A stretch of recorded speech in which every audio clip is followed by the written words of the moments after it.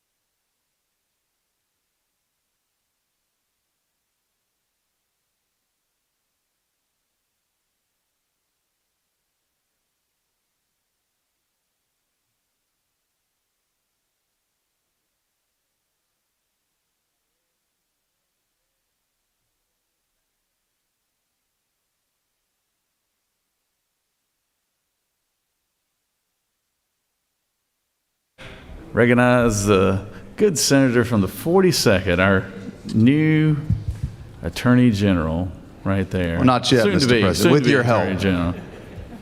This is a little odd because isn't this where Senator Mullis used to sit when he did this? I think that's correct. I would do an impersonation, but I don't think I should. That's correct. Mr. President, hopefully I can state this. I think it's true that the journal has been read and has been found to be correct. I'm not sure if I'm all supposed to make a motion that we waive the reading at this time. Is that correct? I'll make that motion. Yep. All right. Well, you did a wonderful job in reading the journal there, Senator. So proud of you. Just read it. Yeah. Is there objection to the dispensing of the reading of the journal? Chair hears none. The reading of the journal is dispensed with. Is there objection to confirmation of the journal? Chair hears none. The journal is confirmed.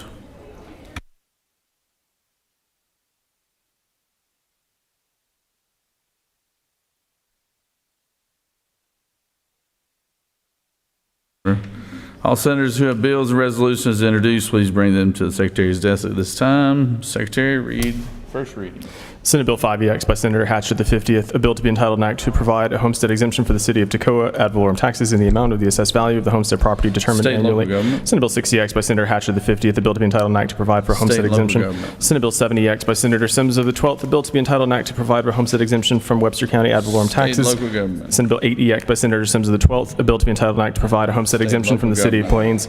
Senate Bill 9EX by Senator Sims of the 12th, a bill to be entitled an act to State and provide. local government. Mr. President, that completes the order.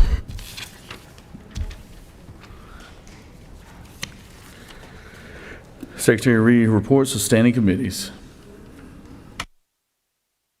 Mr. President, the Senate Committee on State and Local Governmental Operations has had under consideration the following legislation and has instructed me to report the same back to the Senate with the following recommendation.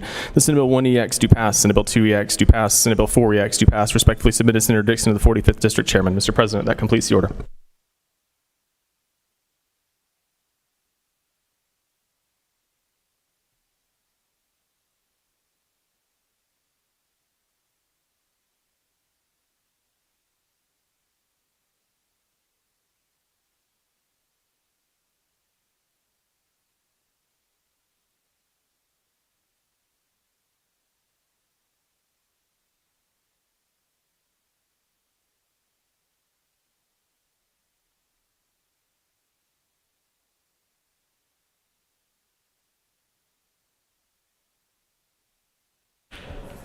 Recognize the senator from the 42nd. Mr. President, is it time for sine die?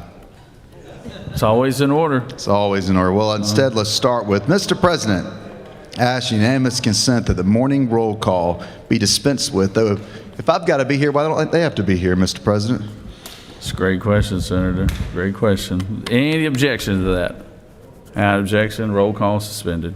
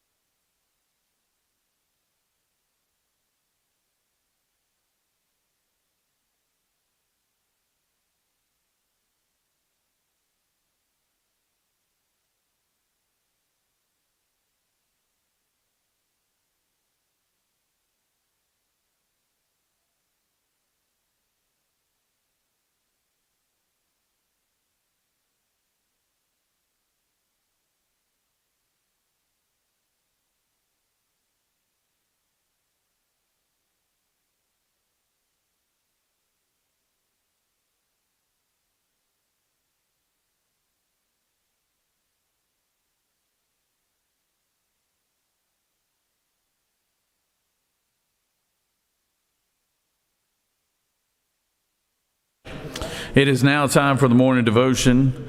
I ask that all senators please take their seats and cease all conversation. I would ask the doorkeepers secure the chamber at this time. I will lead us in our Pledge of Allegiance, and then I will introduce the pastor of the day. I pledge allegiance to the flag of the United States of America and to the republic for which it stands, one nation, under God, indivisible, with liberty and justice for all. Georgia flag. I pledge allegiance to the Georgia flag, to the principles for which it stands, wisdom, justice, moderation, and courage. It is my honor to introduce Charles Gardner here today. He is someone who's been to this chamber many times before, but it's very nice to have him here. He's a longtime Atlantean, graduated from Redan High School right here in Atlanta, Georgia, and he pastors the Redwood Church here in Atlanta. Dr. Charles is had a long and distinguished career here as a member of the Methodist Church before he joined Redwood Church. He's a graduate of Georgia Tech Theology School, the Candler School of, he's graduate of Georgia Tech and also the Candler School of Theology at Emory University. And we are so happy to have him today. He and his wife Shannon have one child, Zach, who's a recent graduate of Princeton University. And Dr. Charles enjoys spending time with his family and all kinds of other outdoor activities with his family. Let's give him a warm welcome here today. Dr. Charles. Thanks, sir. Appreciate it. Thank you. Thank you, Mr. President. Mr. Secretary, my dear friend, it's the first time I've been able to serve here and to say Mr. Secretary and senators, guests. Pleasure to be with you on a Saturday morning. I've been since then, but Secretary looked it up. I thought I recalled during 2020 being here on a Saturday session, and sure enough, it was exactly 6 years ago today, Saturday, June 20th.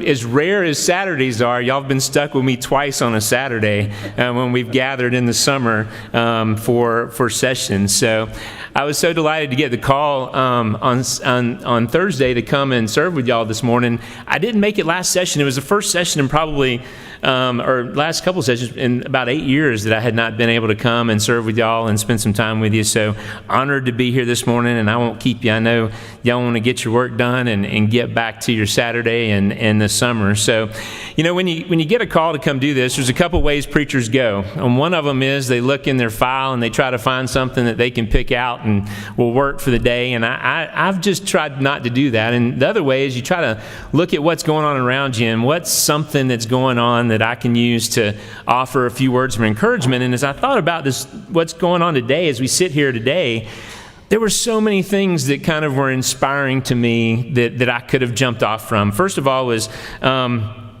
2 weeks from today, we celebrate the 250th anniversary of the signing of the Declaration of Independence. And what an incredible celebration to acknowledge the 250th anniversary of that day and our great nation. And so that was one place I could jump off. The second place I could jump off was that tomorrow is the summer solstice. It's the longest, the most daylight we'll have throughout the year. And so the earth is tilted on its axis closest to the sun in the northern hemisphere.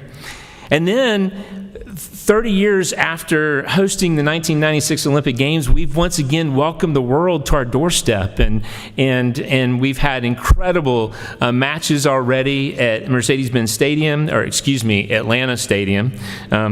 Get in trouble. I don't want to run afoul of FIFA this morning. And Europeans are just flocking to Waffle House and Buc-ee's, and they're sending home cases of ranch dressing so that when they get back, that they will be fully stocked for their dipping sauces when they get home.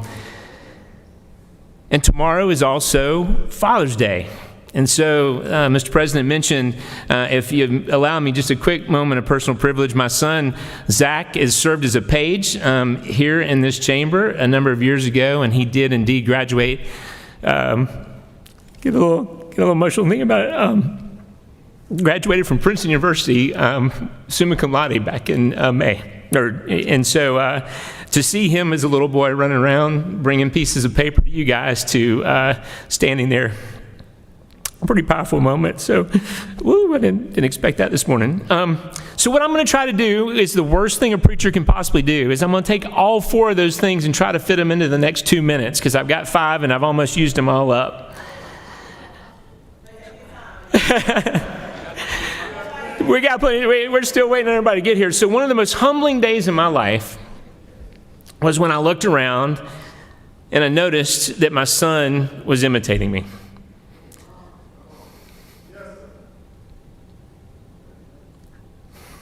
You look back and you realize that it's no longer just caring for his basic needs, but you are now showing him the way.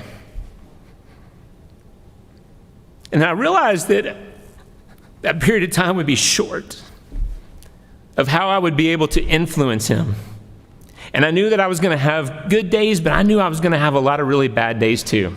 And I needed to make sure that on my good days, that I was doing the things necessary so that he could grow to be the man who God created him to be. You see, light is an important part of our world. As we think about the summer solstice, we think about light, we think about Georgia and our agriculture industry and how much we depend on light to grow our crops, to feed our economy, to fill our bellies. And so as we come to the day in which we will appreciate the most sun we enjoy in the year, we think about that light, and we think about God's light. In Jesus' Sermon on the Mount, he reminds us that we are the light of the world. A city built on a hill cannot be hid. No one, after lighting a lamp, puts it under a bushel basket, but on the lampstand, and gives light to all the house. In the same way, let your light shine before others, so that they may see your good works and give glory to your Father in heaven. One of the early Puritans, John Winthrop, quoted that when planning to settle in Boston, he talked about a shining city upon a hill, and President Reagan, in his address to the nation, his final address to the nation, recalled those same words. I believe they were as aspirational as they were inspirational. So the city of Atlanta, the state of Georgia, the United States of America, all beacons of light in a world that desperately needs light to shine upon us. And I believe in all of these good things, we have so much for which to be thankful. We have made such progress toward becoming not just the people, but the country that we need to be. And so just as I need to set an example for my son and make sure that he can follow in my footsteps, our city, our state, our country continues to need to be a light to the world. I believe that we are that light. Others will disagree with me. Others will mock me. This is a great city in which I was raised, the best state in the Union, and the best country in the world. But we can be better. We can continue to strive to reach the aspirations that are set before us. And so while I'm glad that our friends have enjoyed some late night smothered, covered, and scattered, seen the biggest gas stations in the world. I'm not a ranch guy myself, but I'm glad have discovered it. What we still have to share with our city and our state and our world is not some dressing and some big buildings. It's freedom. It's prosperity. It's a belief that we together can all be better.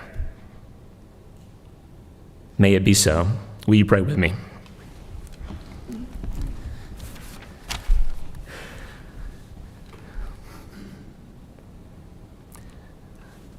Almighty God, we give you thanks for this day. I thank you for the men and women who are gathered in this place, who answered your call to put themselves forth, to be elected to serve their neighbors, their brothers and their sisters, to come to this place to deliberate, to make decisions, to help lift all Georgians. And God, we trust that your light shines in and through each and every one of us. Oh God, we ask that we would be clear vessels of that light so that the world might know that this is a place where your light shines, that the world may continue to look to us to lead the way. Bless us this day, throughout the rest of this session, and throughout the rest of this summer. I offer this prayer in the name of Christ my Lord. Amen.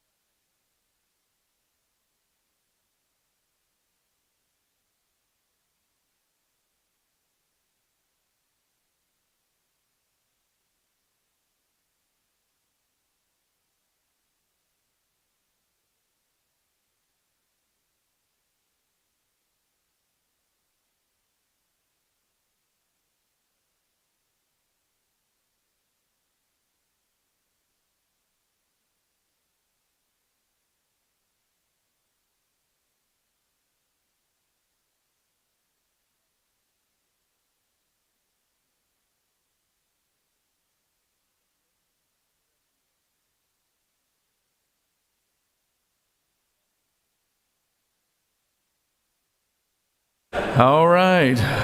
Are we ready to start now? Are there any unanimous consents? Hey, Doc. Does any senator wish to rise on a point of personal privilege? Recognize the senator from the 4th.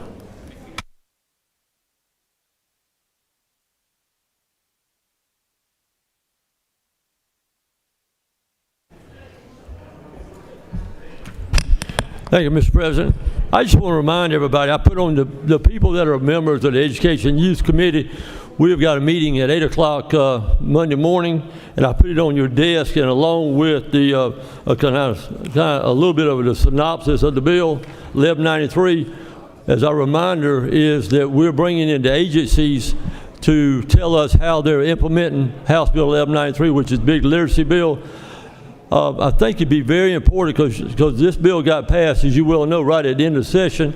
And I want you to know what's in the bill, and I want you to be able to hold us accountable that the agencies implement the bill the way it's supposed to be. So 8 o'clock Monday morning in CLOB 606. And there'll be breakfast for members of the committee available. Thank you.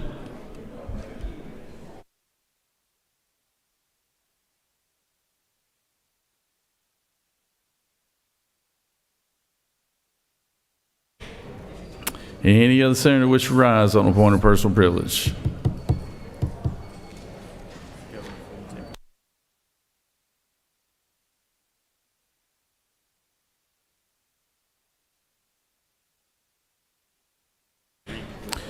Senator from the 35th, are you want to rise on a point of personal privilege?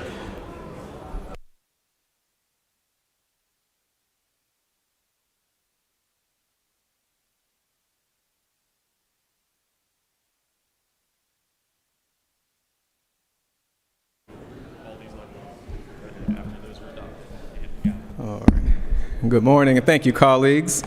Just want to read a stanza from, well, actually a couple of lines from the Battle Hymn of the Republic, and I think it may be fitting for a time like this. Mine eyes have seen the glory of the coming of the Lord. He is trampling out the vintage where the grapes of wrath are stored.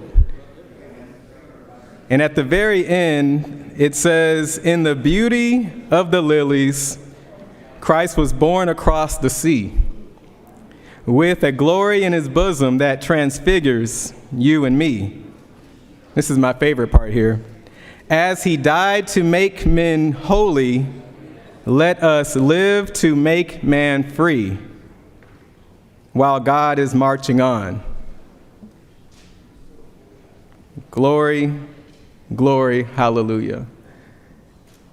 Every time UGA scores and we hear glory, glory, I'm learning to think about this last stanza that says, as he died to make men holy, let us live to make men free, while God is marching on. Happy Juneteenth. Happy celebration for freedom, and I'm looking forward to celebrating America 250. His truth is marching on.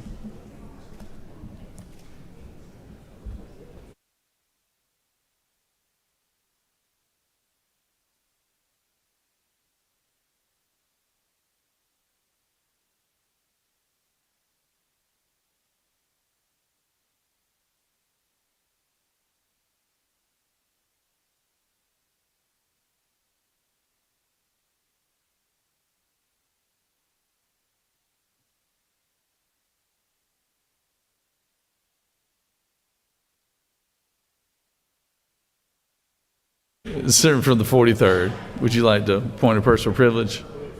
That's you, baby. That's you. You're 43rd. 43rd.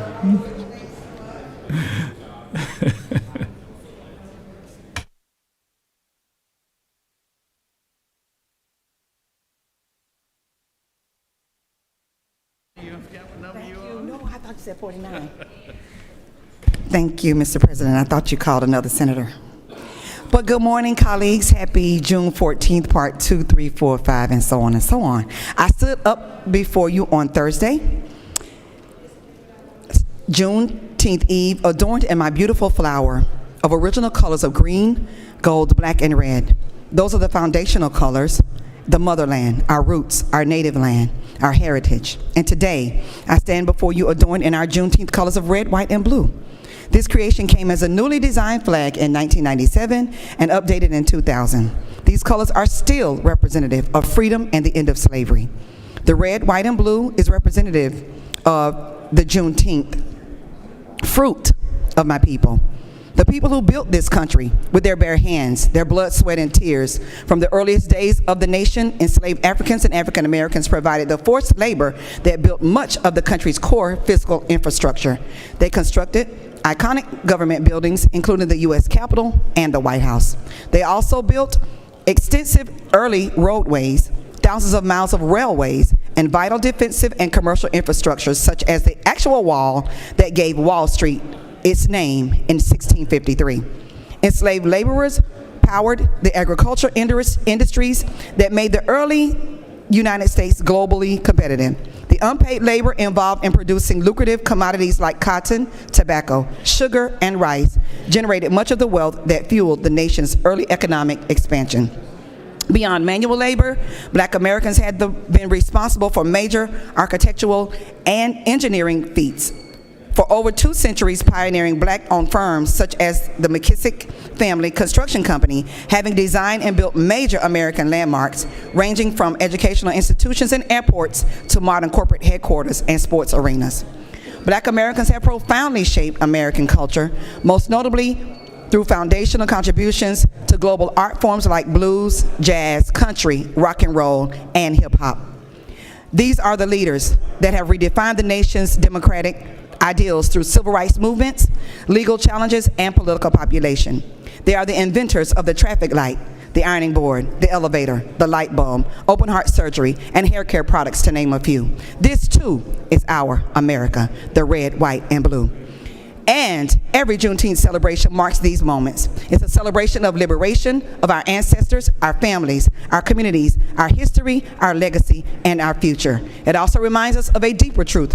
Freedom has never arrived on its own. Every gain Black people have made in this country has come because ordinary people organized, resisted, and fought to make freedom real. That work did not end in 1865, and it has not ended today. We will continue to celebrate Black History Month, honor the freedom fighters who came before us, and recommit ourselves to protecting Black political power from generations to come. Juneteenth is centered on Black joy, community, and collective action. Juneteenth is an opportunity for all Americans to commit fully to liberty, justice, and equity in this country. When the Emancipation Proclamation was signed in 1863, it declared that Black slaves are and henceforth shall be free. Since then, Black communities have been fighting for liberation to its fullest extent. The First Amendment, Brown versus Board of Education, the March on Washington, the Civil Rights Act recently gutted, but we found and we could fight and we will continue to fight for it. Voting rights, economic justice, and the promised future. Right now, attacks on Black communities are coming from all directions. We face attempts to weaken Black political power, silence Black voices, and roll back the progress generations fought to achieve. From the root to the fruit, to the wings to fly above the fray of injustice and inequity, we remain resilient, courageous, bold, brilliant, blessed, and determined. And we stand ready. Happy Juneteenth.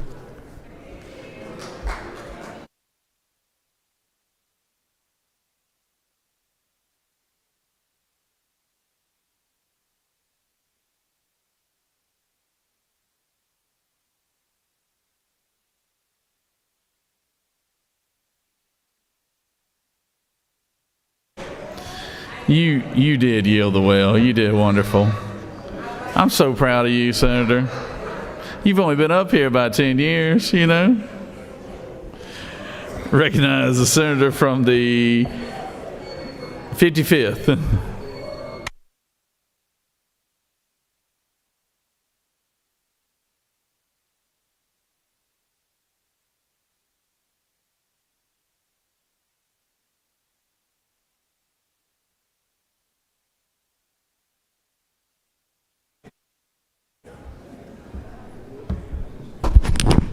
I rise, ladies and gentlemen, to say something very, very simple. Not only happy Juneteenth, but there are those that seek to divide us. There are those that seek to separate us.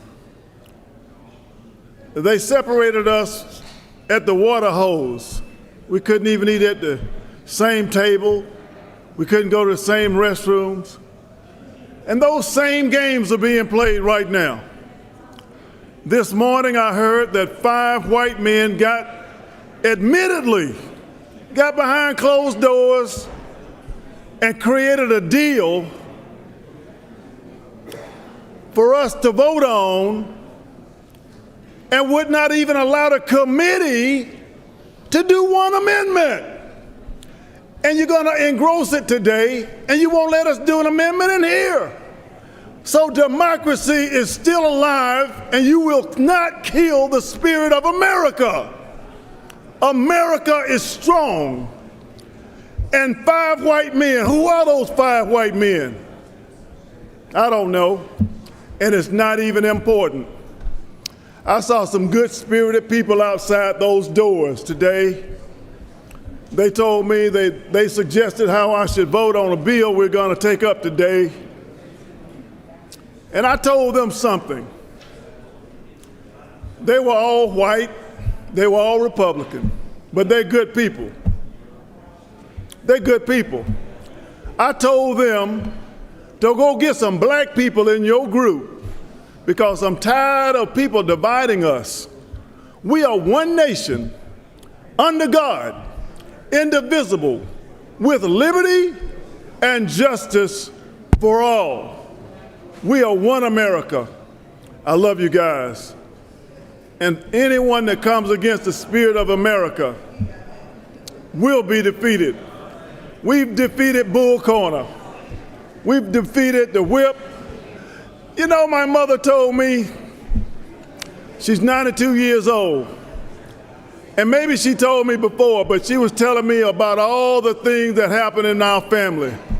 How my grandmother had to go get a shotgun to keep people off of my granddad because they were coming for my granddad.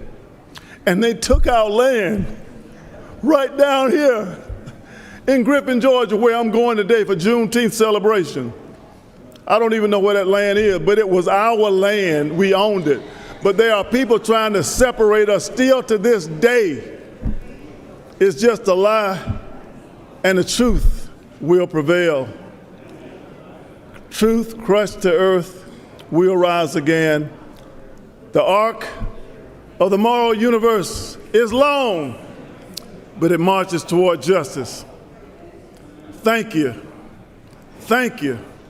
And I do say to all of my friends, we got to come together. I love you. Bless you.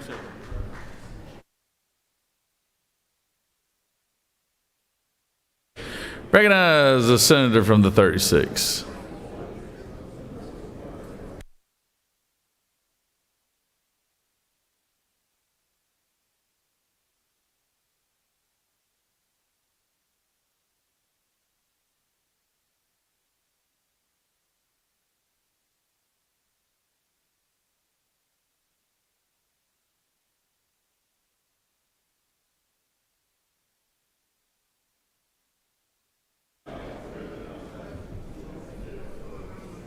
Good morning, colleagues. Good Saturday morning.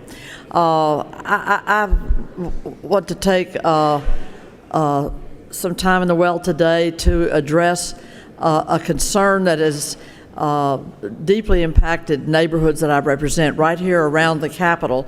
You may or may not be aware of it. We know we all come from all across this great state to do the people's business here at the General Assembly. But we all remember the 1996 Atlanta Olympics, do we not? Right here in the shadow of the Gold Dome. The Olympic cauldron was crafted by an artist and installed. The flame was memorably struck and lit by Muhammad Ali. who's gone on to his reward.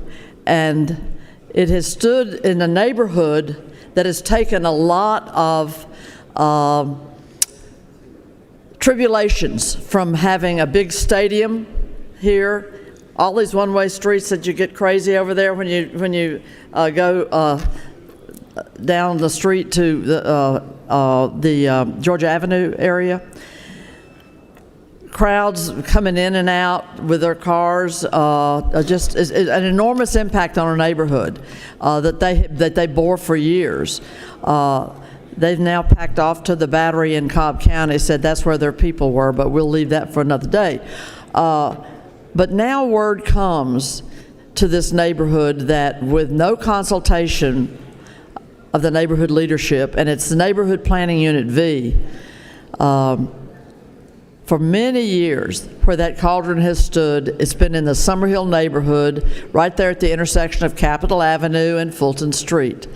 But this change that was announced in 2026 is they're going to take the top portion of the cauldron and relocating it to Centennial Olympic Park in downtown Atlanta.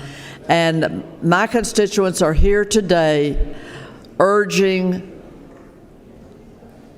the opportunity to have a fair chance to have a discussion and to keep that part of the Olympic legacy in this neighborhood where it was crafted and by an artist and installed and has stood proudly since the 1996 Olympics. And they are saying, please don't seize this important part of our neighborhood's history and carry it away, again, with no consultation. No consultation, just an announcement by the powers that be that they're going to move it. So when you wonder why people feel powerless and feel resentment and feel being left out and marginalized, it's when things like this occur all too frequently. So I rise to speak for the residents of Neighborhood Planning Unit V, Summerhill, and Grant Park to bring their message to you today. Thank you. Recognize Senator from the 17th.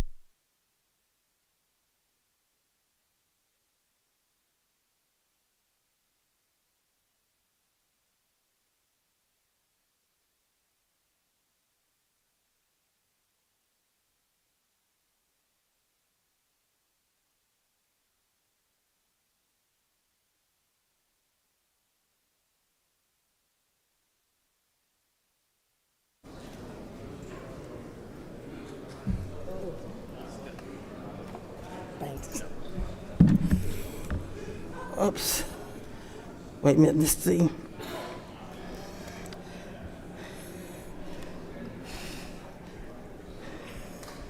Oh.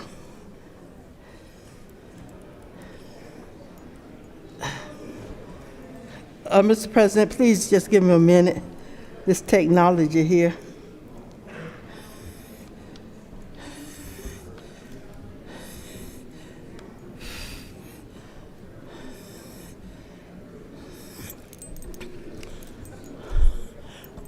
Thank you, Mr. President, colleagues and guests.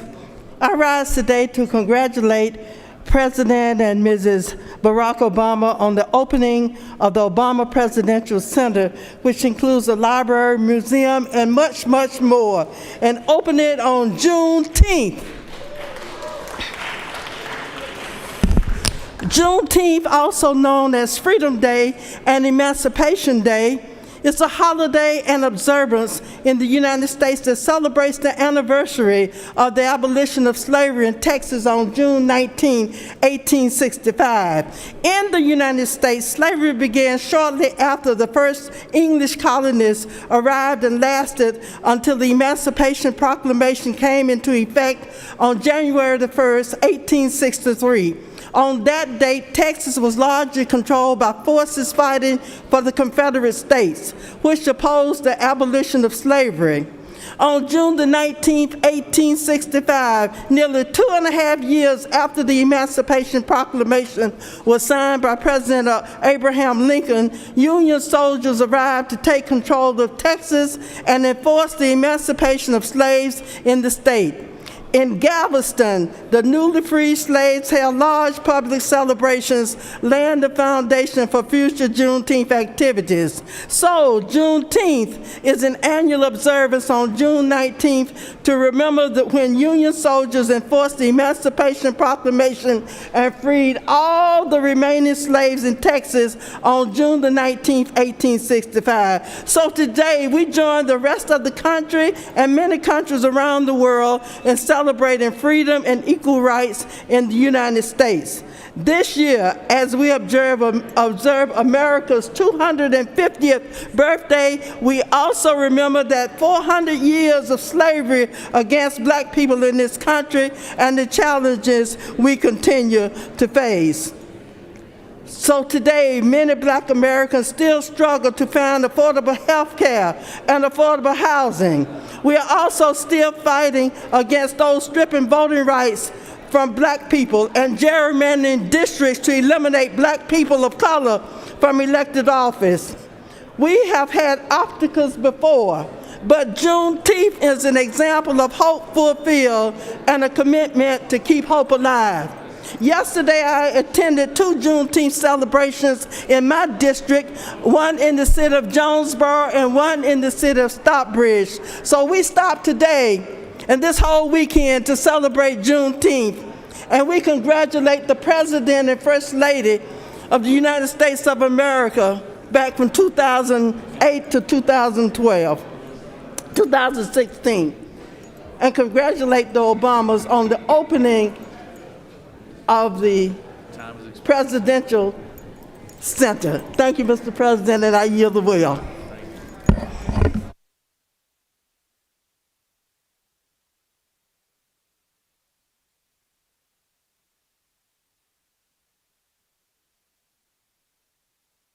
Does any other senator wish to rise on a point of personal privilege? Senator from the 28th. Okay. Do it from right there, Senator.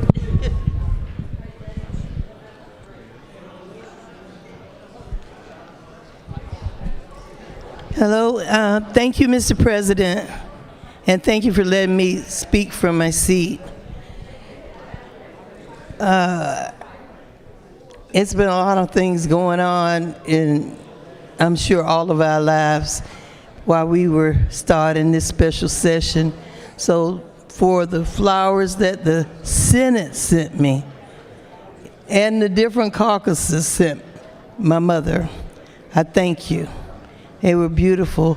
And Mr. President, the one from you and your wife were the prettiest flowers in the whole funeral, of 100 or more flowers. But I want to thank you for that. But I want to give, I don't see the dean right now, but I know that he lost his brother 2 days ago, and he's been here with us still. He has to go down, his only brother that's left. So I want to give honor. Where's the dean? Senator Harbison. He's out of the chamber for a minute now, but he was here when I first wanted to speak. So please, if you see him, offer him what you've done for me that comforted me and got me through these last few days. When you lose your loved one, it's very difficult, as you know. But I also wanted to wish all of you a happy Father's Day. And it's that special. I know it's Juneteenth, and I know that we celebrate it because former Senator Lester Jackson and myself put that bill in about 10 years ago to create Juneteenth. And it took us 2 different sessions, but we did create it, and then from that point on, it became a reality here in the state of Georgia. But it caught on, and the Congress did it the very next year for the whole country. So I know it is, but it's Father's Day. It's the day where we give a special honor to those who raised us. So for whether you're a father or even a mother that's a single parent, We can be fathers sometime too, if we don't spare the rod. I was just kidding. But thank you, thank you, thank you. And then please give Senator Harbison, I was supposed to say the number, right? But your love for his brother who passed away 2 days ago. Thank you for listening, and God bless you.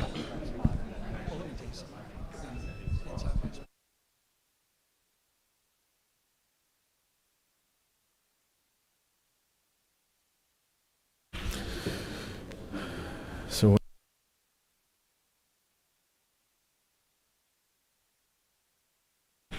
you have before you a consent calendar of privileged resolutions. Does any senator wish to remove the resolution from the consent calendar? Is there objection to the adoption of the local consent calendar?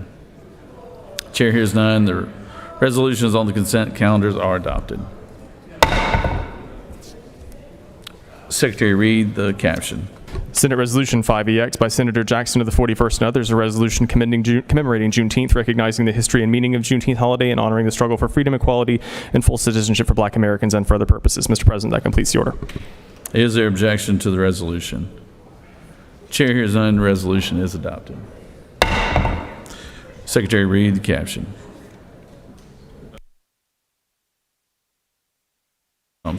Are there any other motions to withdraw or commit? You have before you a consent calendar of local bills. Mr. Secretary, have there any objections been filed to any of the bills on the local consent calendar? Mr. President, no objections have been filed. Is there objection to agreeing to the report committee on the state and local government operations, which is favorable to the passage of the bills on the local consent calendar? Chair hears none, and the report of the committee is agreed to. Questions on the passage of the bill on the local consent calendar? All those in favor will vote yea. All opposed, nay. Secretary will unlock the machine.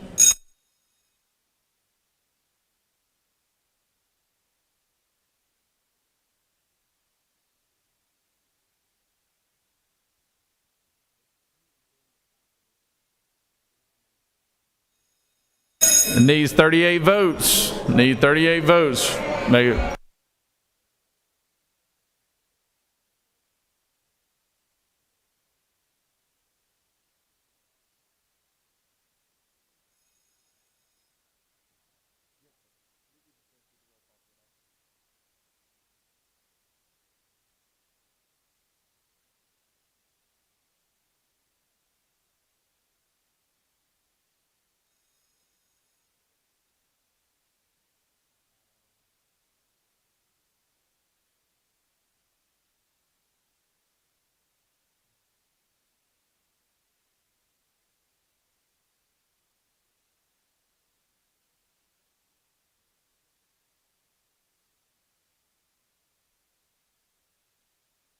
On the passage of the bill, the yeas are 33 and the nays are 18, and this bill has failed.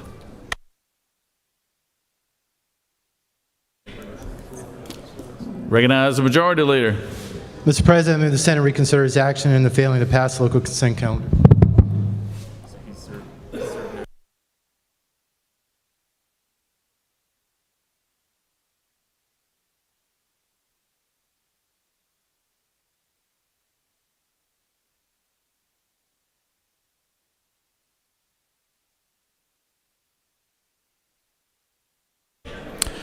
So the majority leader has served notice, and we will consider it later in the morning here, but I fully anticipate the senator from the 41st objecting to it, so that will be duly noted as well. So.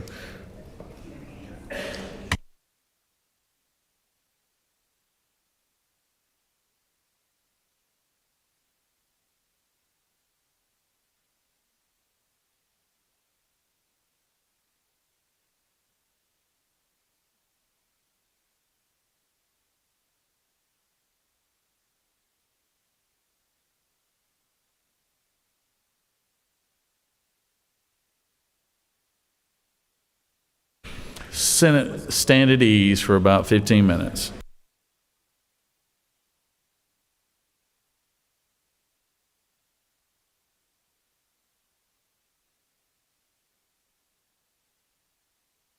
Recognize the senator from the 15th. Thank you, Mr. President. Ask unanimous consent to excuse the senator from the 2nd. Second, without objection.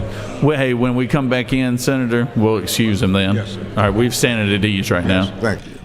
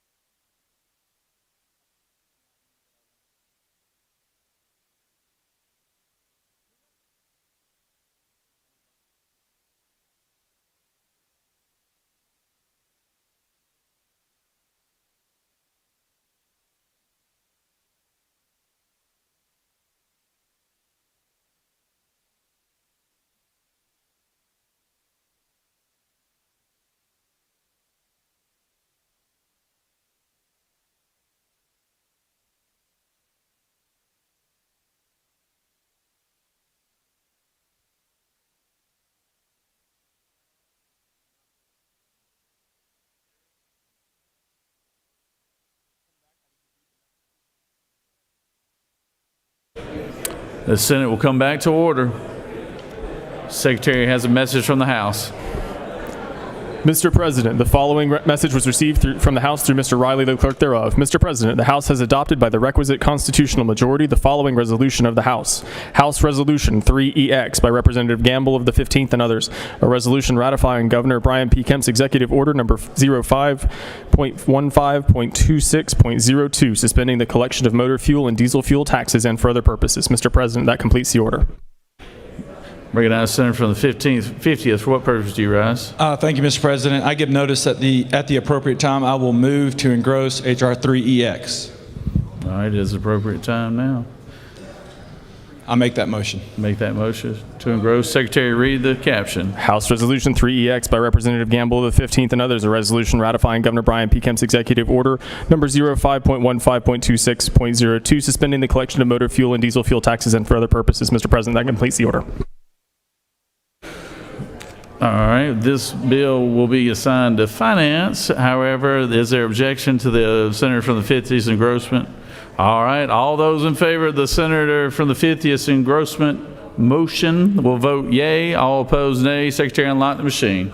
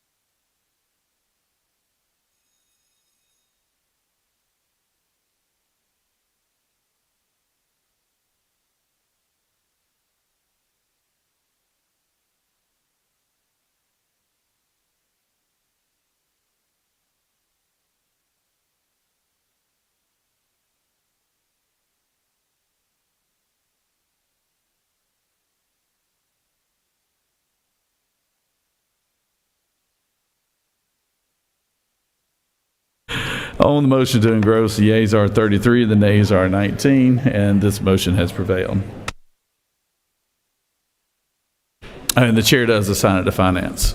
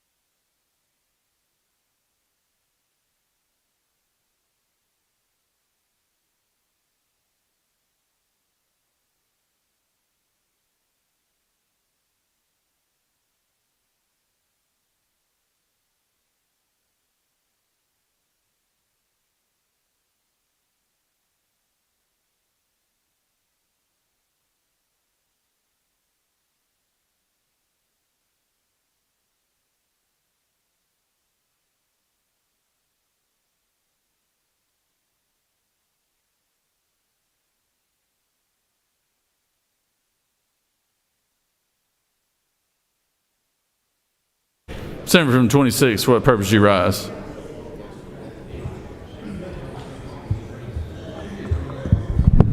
Part parliamentary inquiry State your inquiry. on this bill that we engross. Why is it that the minority leader of both houses, the Senate as well as the House, are not appointed to the committee? We hadn't engrossed that bill, Senator. We engrossed the gas tax. Well, I just need to read them. You look good today, though, I'm telling you. I like the purple on you. Senator from the 43rd.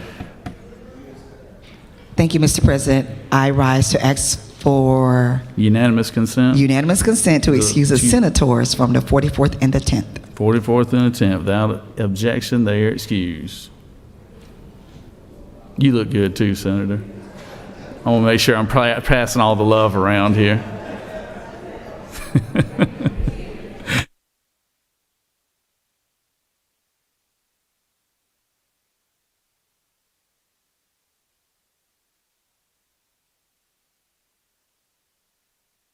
Are there any other motions to engross? Any other motions to engross? All right. Moving on. Secretary, read the caption. Senate Bill 3EX by Senator Burns of the 23rd and others, a bill to be entitled an act to amend Chapter 2 of Title 21 of the Official Code of Georgia Annotated relating to elections and primaries generally so as to establish the Election Equipment Specifications and Standards Committee to establish the specification standard requirements for a new uniform system of election equipment, to provide for reporting, to provide for the extent to which the Secretary of State is authorized to provide for the selection, certification, or procurement of a new uniform system of election equipment, to declare certain actions void and ultra vires, to amend an act relating to elections and primaries approved May 6, 2024, Senate Bill 189, so as to revise an effective date, to provide for related matters, to provide for an effective date, to repeal conflicting laws, and for other purposes. Mr. President, Senate Committee on Ethics recommends that this bill do pass. Respectfully submitted, Senator Watson, Chairman. Mr. President, minority report has been attached. Recognize Senator from the 23rd.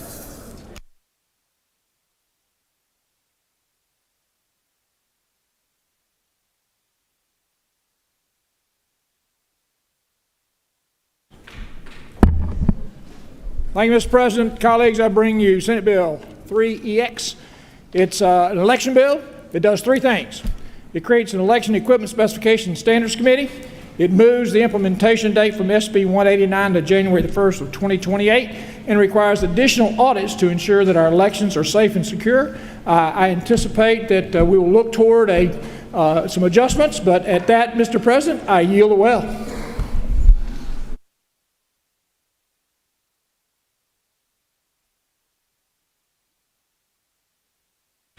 Here we have a late arriving amendment here. Secretary, read the amendment. Senate Amendment Number 1 by Senator Anna Vitarte, the 31st, to amend Senate Bill 3EX by inserting after automatic repeal on line 8 the following: to revise provisions related to certain recounts of votes by inserting after line 49 the following: Section 1.1. Said chapter is further amended in Code Section 21-2-495 relating to procedure for recount or recanvass of votes, losing candidates' right to a recount, and the rules and regulations by adding a new subsection to read as follows: D.1.1. Any other provision of this code section to the contrary notwithstanding, prior to certification of the election results, each superintendent shall complete a manual recount of all votes cast in any election: special election, election runoff, special election runoff, primary, special primary, primary runoff, or special primary runoff on the two races at the top of the ballot, provided, however, that if there is only one race on a ballot, a manual recount of that race is required. 2, if upon the conclusion of a recount pursuant to paragraph 1 of this subsection, it is determined that the original count was incorrect, the returns of and all papers prepared by the superintendent or the Secretary of State shall be corrected accordingly prior to the certification of such election by the superintendent. Mr. President, that completes the orders. Senator Pro Tem. Thank you, Mr. President. I move we resolve debate. It is in order.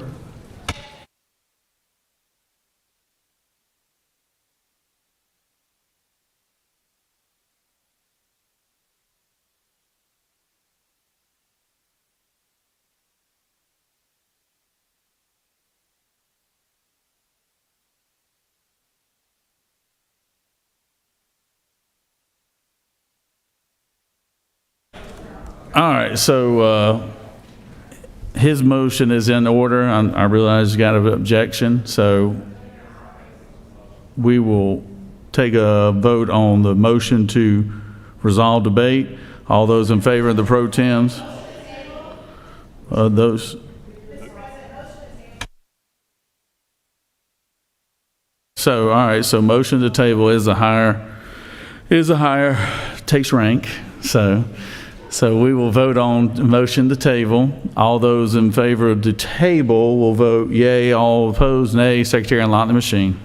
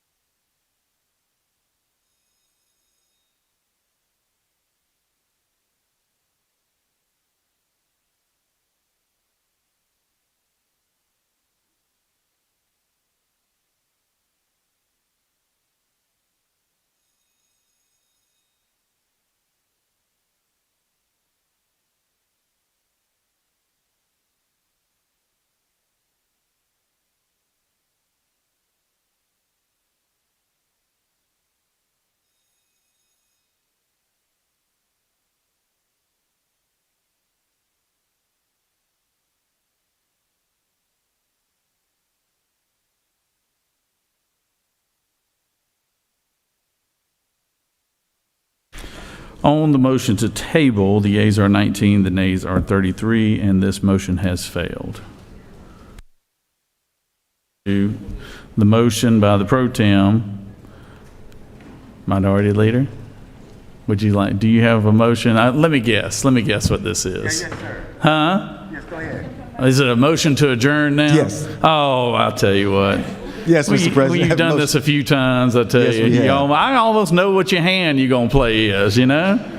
You dealing from the right or the left. So, all right, so the motion to adjourn does take precedence. So all those in favor of the motion to adjourn will vote yay. All opposed, nay. Secretary, unlock the machine.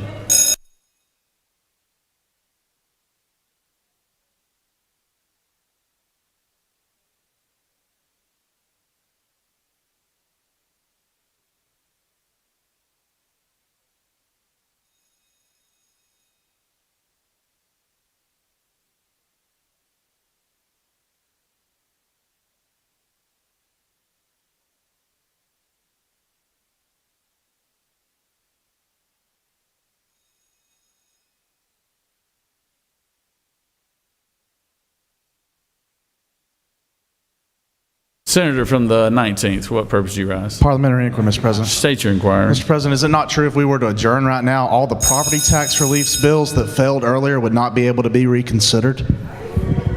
Senator knows what he speaks.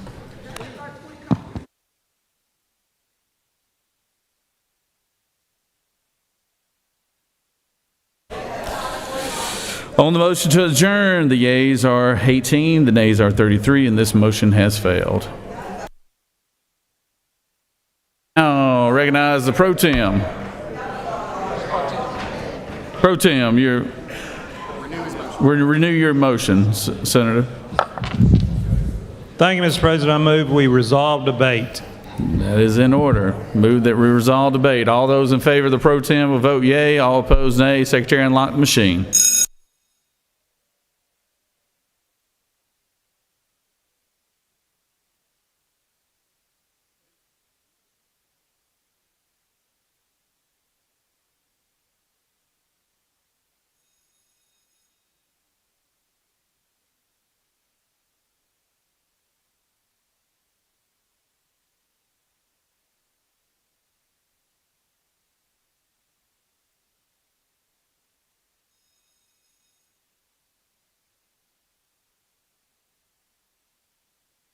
Recognize Senator from 35th. What purpose do you rise? Thank you, Mr. President. Parliamentary inquiry. State your inquiry. Is it not true that we heard from the majority leader in a rousing speech the other day that they want to have this debate with Democrats, and every chance we get to have a debate, it's cut short? I tell you what, Senator, it's tough around here sometimes. Yeah, no debate. Thank you so much, Mr. President.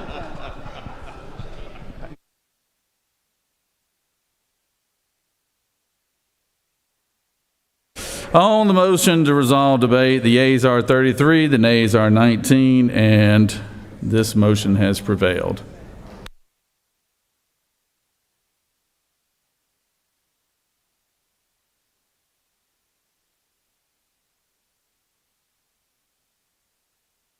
Senator from the 31st, would you like to speak to your amendment?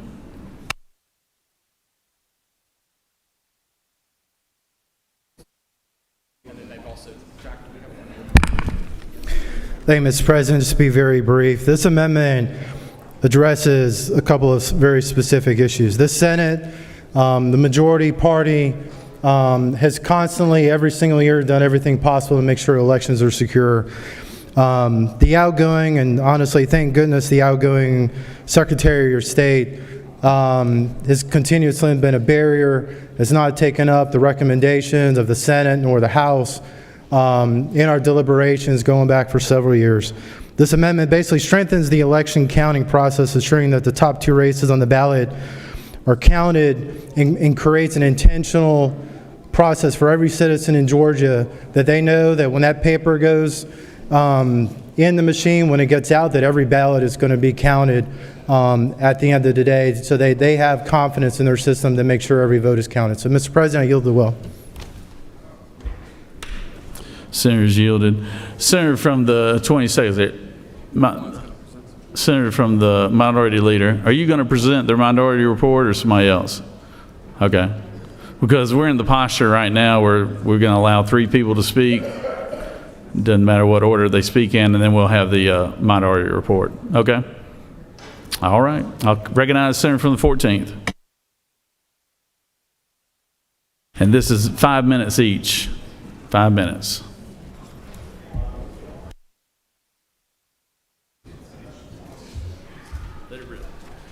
Thank you, Mr. President. We're only here because the majority failed to do its job for years. We're only here because the majority failed to get this fixed during regular session. So now at the last minute, over the objection of a minority that is going to be completely excluded from the process, we are here on the Senate floor about to take a vote, but it gets worse. We're now amending the bill to add superfluous layers of election process, manual recounts for races that do not enhance the integrity or security of these elections relative to the costs they will impose on election administrators. And why? Because of election denial. Because we can't let go, apparently, Republicans, I'm not a Republican, of the 2020 election result 2 presidential cycles ago. And one man's fragile ego. We put the poster board up. We've went through this.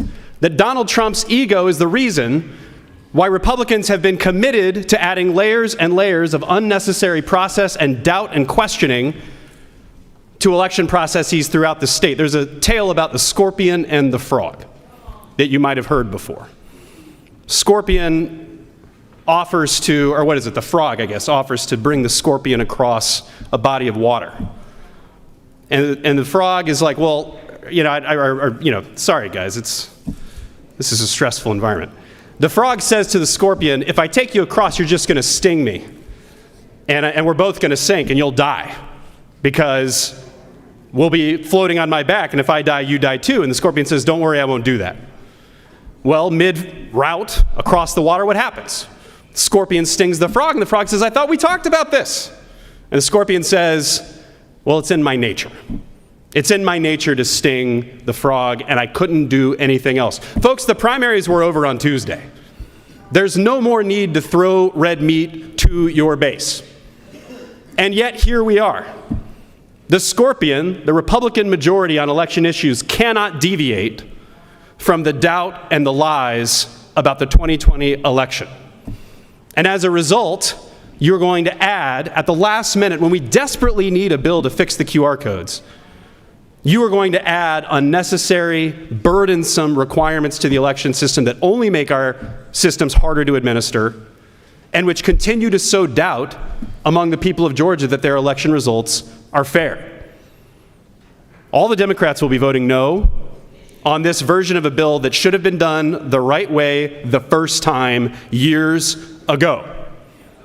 And voters in November will remember that at this critical moment, rather than Resolve this before it goes to courts. Resolve this in the way the legislature should have, adult human beings in this room should have. Voters will remember that the Republican Party on this issue is the scorpion, and that they know nothing else except how to sting. Mr. President, I yield the well. Thank you, Senator. Thank you, Senator. Recognize the senator from the 35th.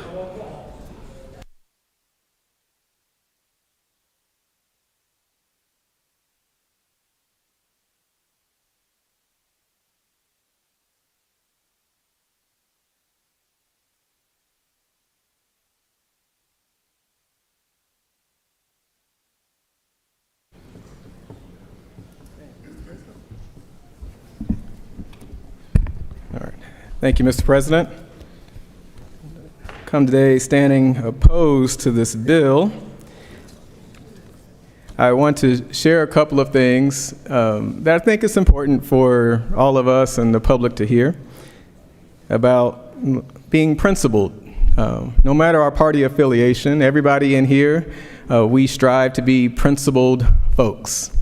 But somehow, when we get in an environment called local politics, we put principles to the side, and it's all about power, and it's all about winning.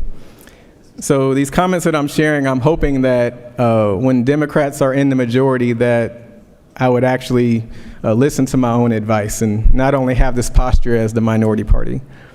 But I think it's important that we all recount what just happened here, is that over the last several weeks, Democrats were not included in any discussions about this bill. Not included. This isn't about party. It just so happens that Democrats make up over 90% of black voters in Georgia, so that means that black voters were not at the table. We also have a large percentage of women in the state of Georgia, and so those women were not at the table. The issue is that even if we don't get our way, we are in the minority, so that happens. I think principled people would agree that we should at least be at the table, listening to those suggestions. I think it just makes sense. And it's strange to be here and individually know that y'all are very principled folks, and then when we work collectively, all of a sudden those principles go out the window. It's all about power. It's strange. There are several issues. I listened to the committee, the ethics committee, where this bill came through, and I noticed that the Democrats were only allowed to see the bill like the moment they walked into committee, where there was a small group of men for weeks hammering out the details well before that. And now in a matter of a couple of days, here it is on the Senate floor with no debate, using the rules of the Senate to make sure that we depress debate instead of having real substantive debate. I just think that matters. Just person to person, human to human, no matter what your political party is. So let us remember, as we're voting today, if we claim to be principled folks, just know that when you remain silent through an unprincipled process, you're a part of it. And again, it's hard when you're in the majority, but it's harder when you're in the minority. But when Democrats win and we have the majority in here, it is my hope and my prayer that we are principled in how we move forward. We know that's hard work. I'll leave with I'll speak in language that fellow lovers of Jesus understand. In the 6th month, I'm going to read from the 6th chapter of Jeremiah. And this has been on my heart all week, and I'm just going to read it out loud. Some of you may be familiar with it. This is Jeremiah chapter 6. I'll start at verse 13. For from the least of the greatest, everyone is greedy for unjust gain, and from prophet to priest, everyone deals falsely. They have treated the wound of my people carelessly, saying, peace, peace, when there is no peace. They acted shamefully. They committed abomination, yet they were not ashamed. They did not know how to blush. Therefore, they shall fall among those who fall. All at the time I will punish them. They shall be overthrown, says the Lord. Thus says the Lord, stand at the crossroads and look, and ask for the ancient path where the good way lies, and walk in it and find rest for your souls. Let us not fall for this last line here. It says, but they say, we will not walk in it. My prayer is that we look for the ancient path, for the good way forward, and walk in it. I yield the well. Recognize Senator from the 31st.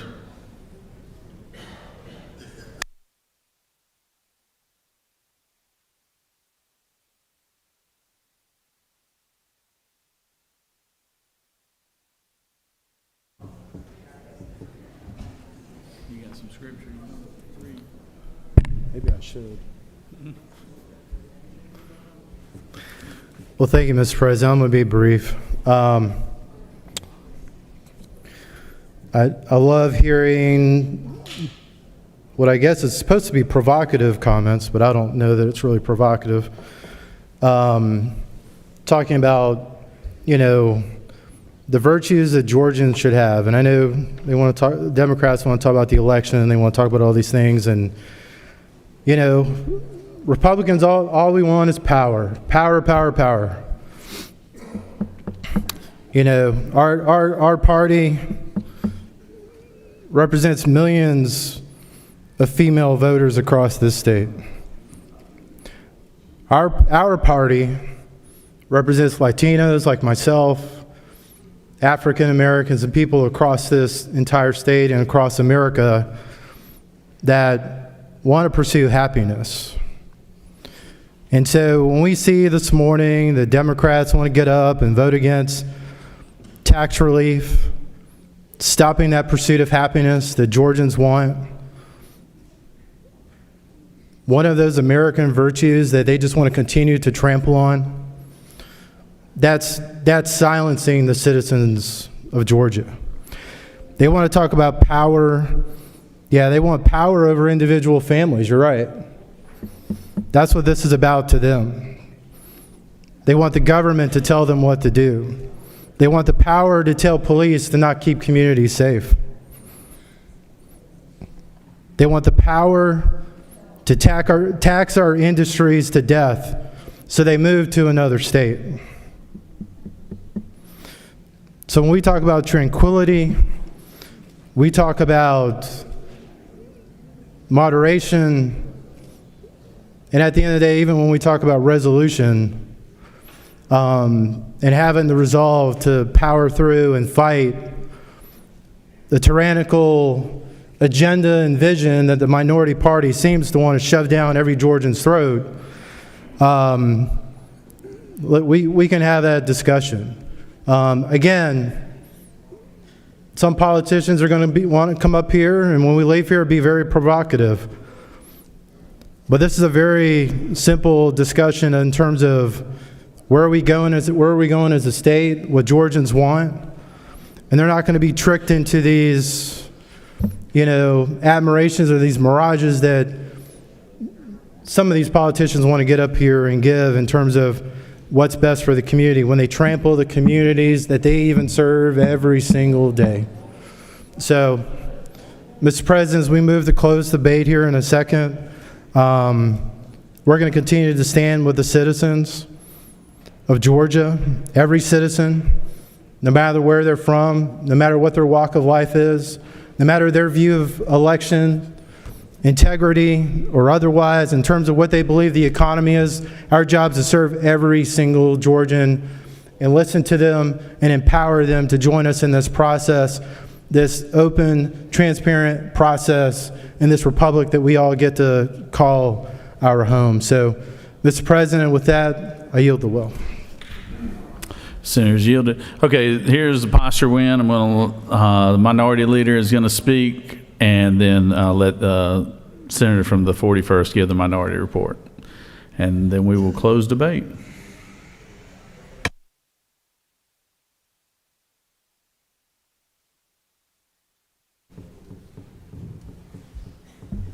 Thank you, Mr. President. I'll be brief.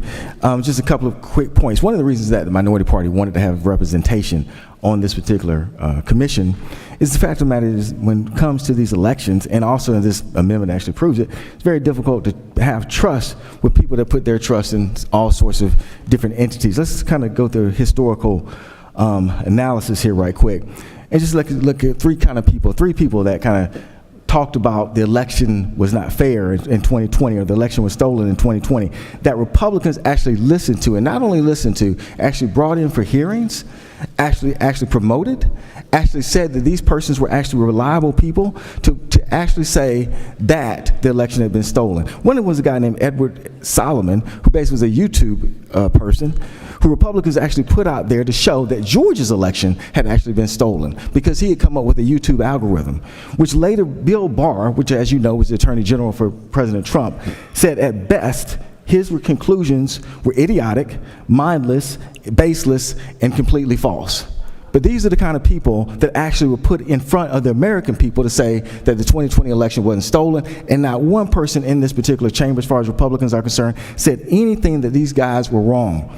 Give you another one. You remember Mike Lindell? He's a pillow magnet. Has nothing to do with cybersecurity, but he was a pillow magnet. He was running around saying that he had a witness by the name of Dennis Montgomery, who came up and decided that there was something called Hammer and Scorecard. Hammer and Scorecard was, he said, was a CIA computer. That was the Hammer. Scorecard was a software proposal.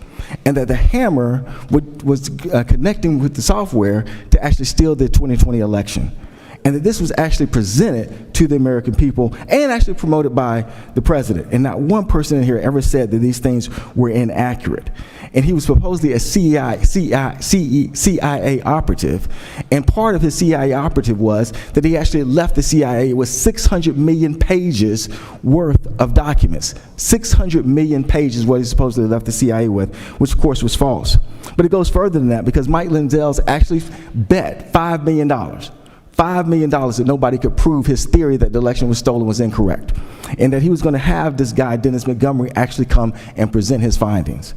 But when it was time to actually present his findings, it was going to be streamed live. When it was time to present his findings, Mr. Montgomery called in and said he had a stroke and he couldn't come.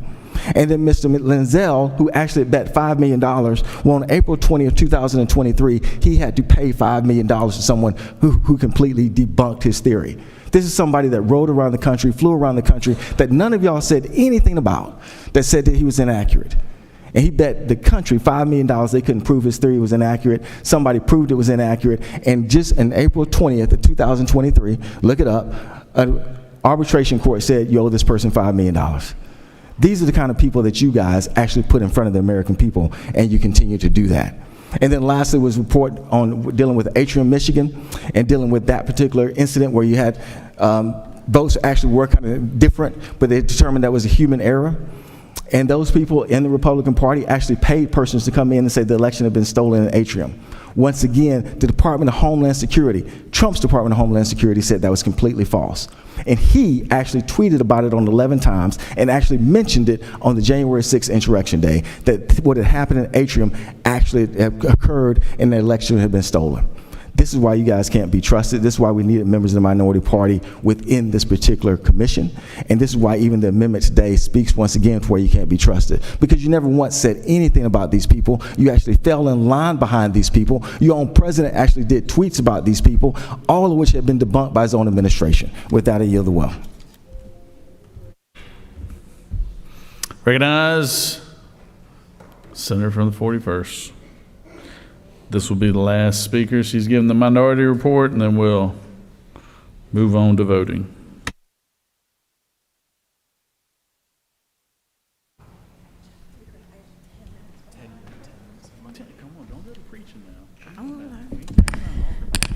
Thank you, Mr. President. I rise today in opposition to this bill for a few reasons, but I want to start out by addressing the amendment that was just placed on our desk. I want to be clear about what's happening in that amendment. The author and the people who are co-sponsoring this have determined that all 159 counties, all municipalities must do a hand recount of every single ballot cast in the top 2 races in every single election. Let's put that in perspective. You're talking about when we say have an election for a governor.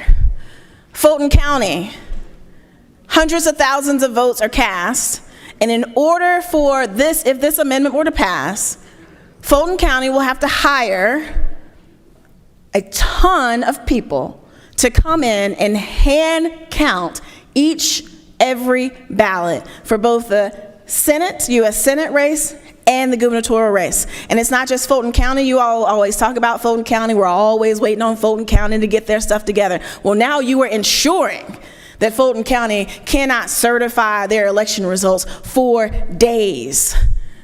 A party that talks about being a conservative party is adding an incredible amount of expense on top of every single county by requiring them to have to hand count these ballots. And what's more, there are no parameters in this amendment. It just says that if the hand count does not match essentially the original count, so if the hand count is off by 1 vote, then we negate all the machine counts. If it's off by 100 votes, there's no parameters. There are no parameters. So what if, by chance, the humans get it wrong and they miscount substantially? We don't have any checks and balances. There's no call for a second recount to confirm. It's just messy. And it throws our election process into grave uncertainty, which I actually think may be the point. Asking counties to bear the burden, both the financial and the time, but also simply asking people to come regardless of the importance of that election, which all elections are important, but regardless of all the circumstances around it, they have to hand count, is an absurd proposition. If we say that we are committed to getting election results quickly and efficiently. So I want to be clear, that's why the minority party will be voting no against hand recounts, because it's just not practical to do that for every single election without making sure that we provide additional provisions for all of our counties to make that happen. That's number one. But number two, I want to talk to the bigger bill and the bigger issue of why we're here. To be clear, this bill could have had 55 votes on the board probably, or at least close to that, if we had simply stuck to the governor's proclamation. The proclamation tells us to come here during a special session and address the QR code matter. That is dealt with in 3 lines. Lines 68, 69, and 70. That takes care of our QR code issue. That's what we were called here to do, and I am quite clear that the minority party would have been happy to vote for a clean bill that did simply just that. But instead, the Republican Party, the majority party, has gone into a back room and put together a bill that has no consultation from the minority party, and in fact, they didn't even talk amongst one another. Why is it taking us so long to get to a vote today? Because 5 men in a back room wrote a bill that they didn't even bother to talk to all of their own colleagues about.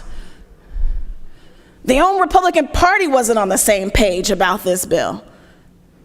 But we had a sham of a process where 5 men went to a back room, wrote up a bill that they all agreed upon, sent it to a committee, called it a committee process, but it was a sham of a committee because we were allowed to make no amendments whatsoever, and then brought it to the floor with the promise that amendments would be possible again, and yet once again showed their hand, offer an amendment, and immediately resolve debate so that we could not offer any real amendments.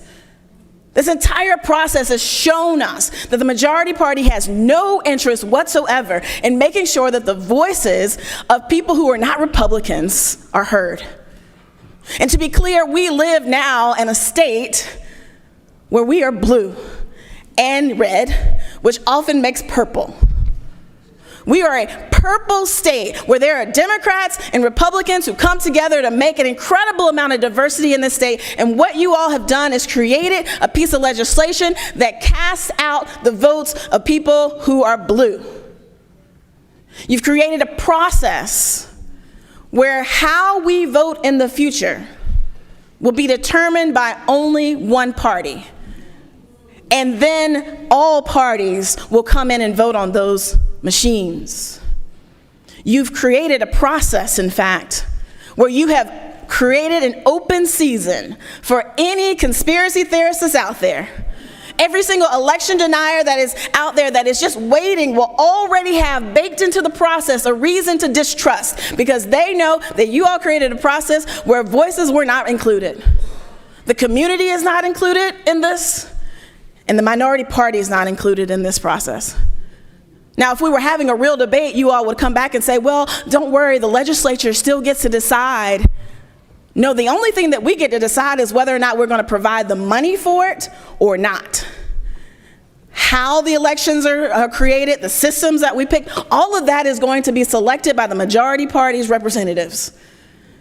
And all we will be left to do as Democrats is decide whether or not we're going to provide the money or not. And you all put us in the impossible posture of obviously having to provide the money because we need to have elections. This process is one of the most undemocratic processes that I've experienced in my time in this legislature. And you all have done it on purpose. You've rammed it through. You've done it in the cover of dark in back rooms where 5 white men decide for all of Georgia. All of Georgia.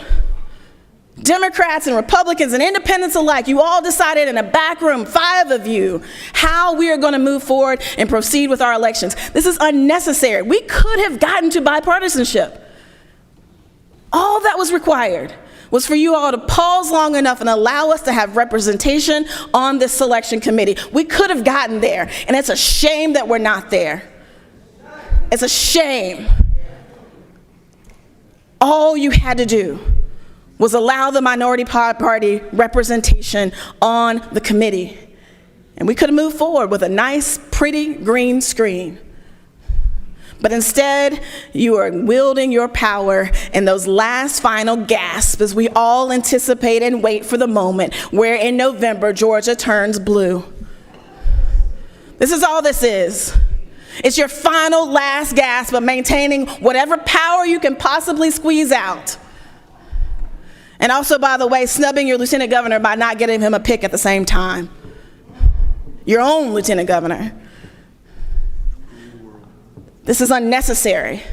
And I hope that my friends across the hall, I hope that my friends and colleagues across the hall, regardless of party, will see this and will make amendments and change this so that there is fair and equal representation, not just because I want it, but because it's good for Georgia. It's good for every single one of us in this building. It's good for all of our politics, quite frankly, for us to come to consensus around how we vote in the future. That's good for all of us. Unless you're interested in getting a commentary seat where you get to make a lot of money because you continue to talk about all the ways that it's conspiracy and that our elections aren't relevant. Now, if you're interested in that, then this ensures that. But if we want to do what's good for Georgians, if we want to do what's good for our constituents, you all represent it. The majority leader said this. You represent black folks and white folks and Latino folks. You represent a wide range of people, including Democrats. Each and every one of us does. And so if you truly want to represent them, give them a seat at the table. If you truly want to make sure that your constituents are represented, that their opinions matter, then give them a seat at the table. Make sure that there's a process where community input is taken in. Make sure that there is a process where Democrats are allowed to be on this committee if you truly wanted to do that, but we already know you don't. This has been a sham and a waste of taxpayers' dollars to bring us here. And this is only going to be continued to be a further sham by wasting taxpayer dollars, by passing something that we know is unconstitutional because it exists outside of the governor's proclamation.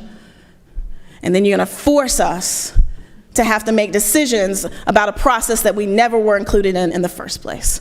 With that, I yield the well. Senator has yielded. Senator, did they snub me out of the process? They snubbed me out of this process? We might have to reconvene here. Do we need to stand in recess? We might need to talk about this a little bit here. That's a cruel world, isn't it? They forget about you quickly, don't they, 26? Senator from the 26. Senator? We hadn't lost him already, right there. All right. Snub me like that, I tell you what, y'all be ashamed of yourselves. All right, here we go. Closed debate. Senator from the 23rd, where are you?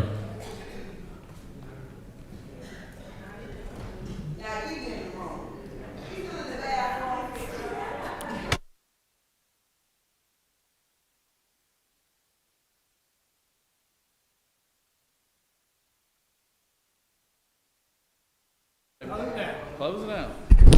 Thank you, Mr. President. Colleagues, we've heard a lot of rhetoric. We've heard a lot of criticism. Reality is this is a good bill that prepares Georgia for future elections, that secures the elections that we'll have in 2026 in an orderly fashion, and that allows us to do things appropriately. We haven't slighted anyone. We haven't excluded anyone. We haven't forced anyone to be included. We've simply laid the framework to ensure Georgia elections are safe and secure. It's a straightforward bill.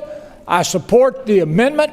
I believe it's the right thing to do to verify that our elections are accurate. I ask that you vote yes on Senate Bill 3EX. Thank you, Mr. President. I yield the well.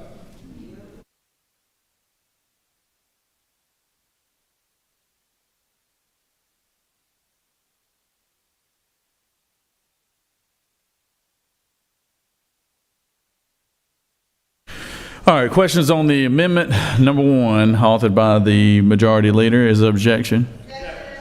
There is objection.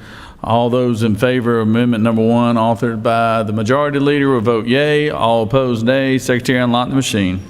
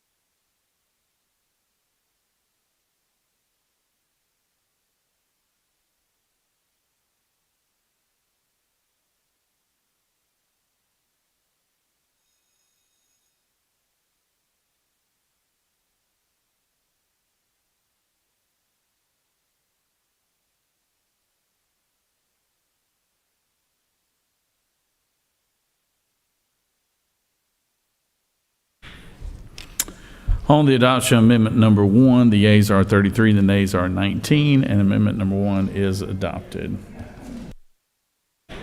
Senator from the 31st, for what purpose you rise? Mr. President, can I ask you a quick question? Yes, sir.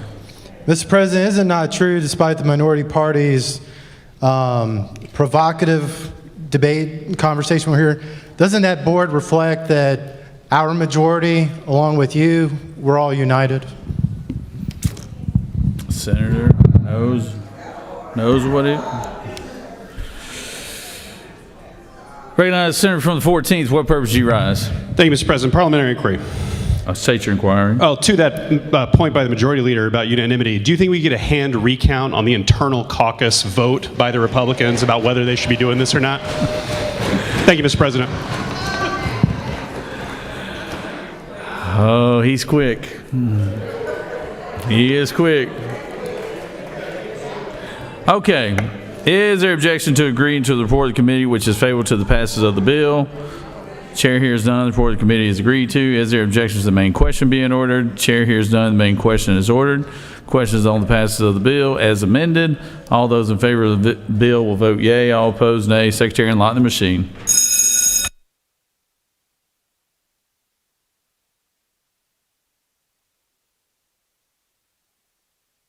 Senator from the 47th, for what purpose?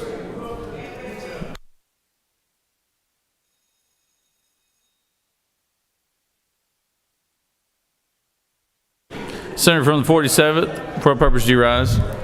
Thank you, Mr. President. That motion that was made to adjourn, I think after we have this vote, I think it should be in order.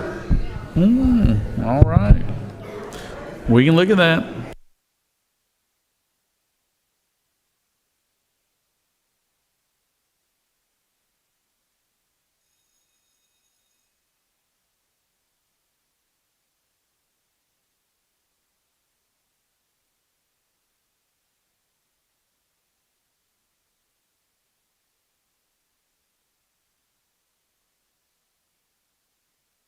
On the passage as amended, the yeas are 33, the nays are 19, and this having received the requisite constitutional majority is therefore passed as amended.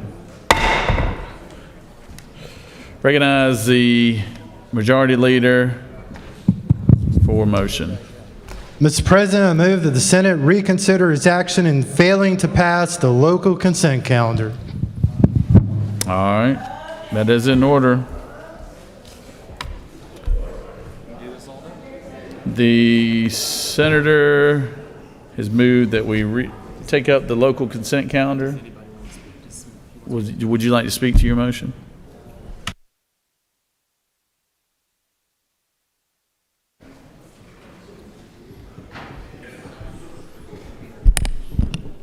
Thank you, Mr. President. It's very simple. This is a very simple vote. Do you want to give people in this state their money back? Is y'all are campaigning and all this talk about power and influence and helping everyday Georgians and everything else, whatever those talking points are. That's what this vote is about. This vote is about empowering people to have money to pay their bills, afford childcare, send their kids to school, go to the grocery store, and put gas in the tank of their car, or enough money to pay for the bus fare. I know somebody's going to come up after me and they're going to come up with some silly myth that that's not what this does. Property taxes, I don't care what community you live in. If you're in Dallas or you're right down the street in the neighborhood, this is all they're talking about. I'm sure my polling is the same as your polling to the minority party. If it's not, let's compare notes afterwards, because we need to do some comparisons. But at the end of the day, I want Georgia to go and look at this board. This board tells the story, the difference of our vision of this state, the future of this state, and the minority party's vision of this state. We want families to succeed. We want all families to succeed in rural Georgia and inner city Atlanta. From the suburbs to the mountains to the ocean. Amen, Senator. We agree. I love that, man. So, Mr. President, as I yield the well, I just ask for a green vote on this and send Georgians the message that you care about them, you want them to have their own money to dictate their own future of their own families. Thank you. All right. So we're in the posture, we're just voting on whether or not to reconsider these local pieces of local legislation. So, Senator, do you want to wait until after we vote for reconsider, and then you can speak? The leader back there? Okay.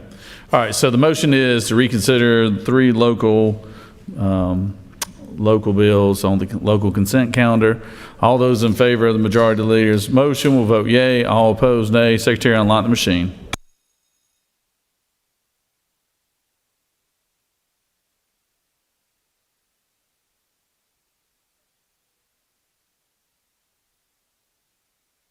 Senator from the 41st, for what purpose you rise? Parliamentary inquiry. State your inquiry. Isn't it true that the majority party has decided to govern without us so they can continue by moving forward without us? Oh, Senator, I wouldn't look at it like that. I wouldn't look at it like that at all. That's a glass half empty look right there, Senator.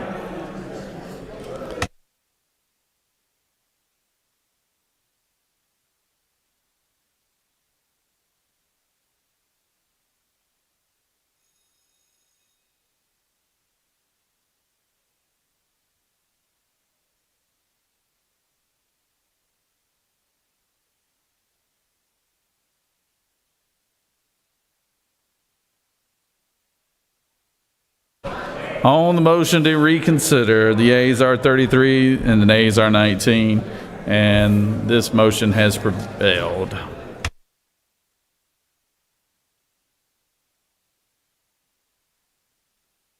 Senator from the 22nd, would you like to speak before we take these motions up?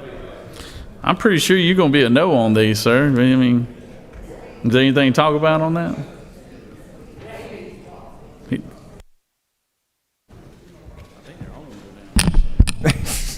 Thank you, Mr. President.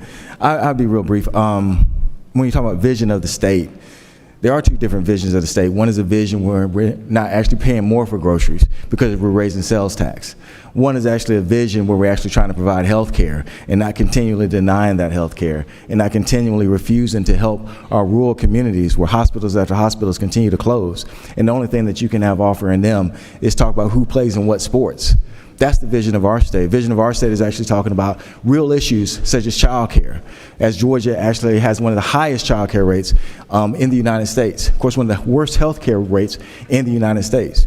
Our vision of our state is actually trying to provide for good public education, not taken from public education and giving it actually to private entities as we basically drain the resources of our public education.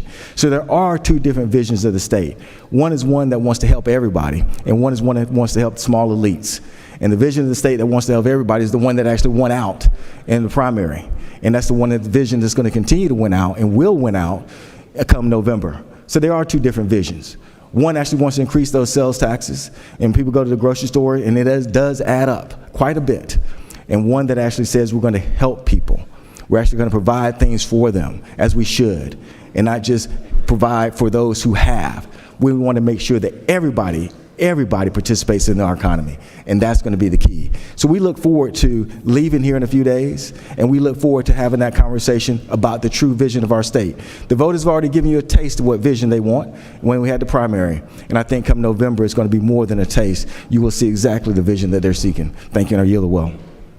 Thank you, Senator. Okay, so we're going to take these local bills up one at a time, and Senator from the 3rd, two of these pertain to your area of the state, so you might want to speak for or against whatever we're about to vote on here. Secretary, read the caption on the first one. Senate Bill 1EX by Senator Hodges of the 3rd, a bill to be entitled an act to provide a homestead exemption from Glenn County ad valorem taxes in the amount of the assessed value of the homestead property determined annually for the special district based on the proceeds of a new local homestead option sales tax to be imposed within the special district coterminous with Glenn County and for other purposes. Mr. President, that completes. Mr. President, the Senate Committee on State and Local Government recommends this bill do pass. Senator from the 3rd, would you like to speak to the bill?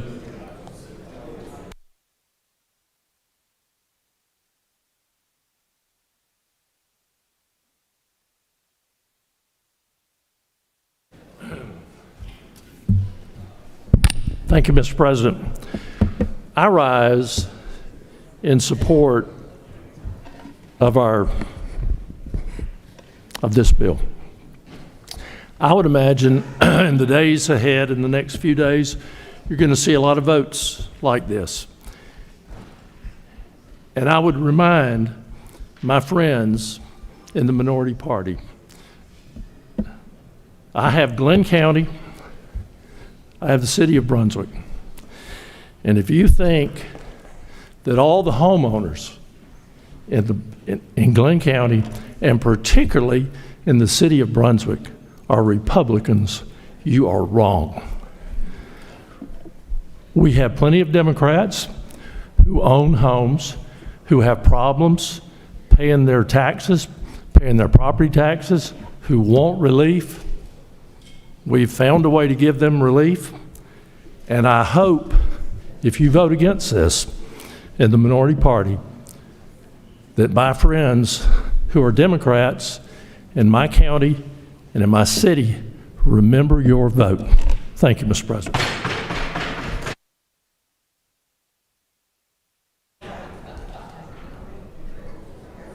All right.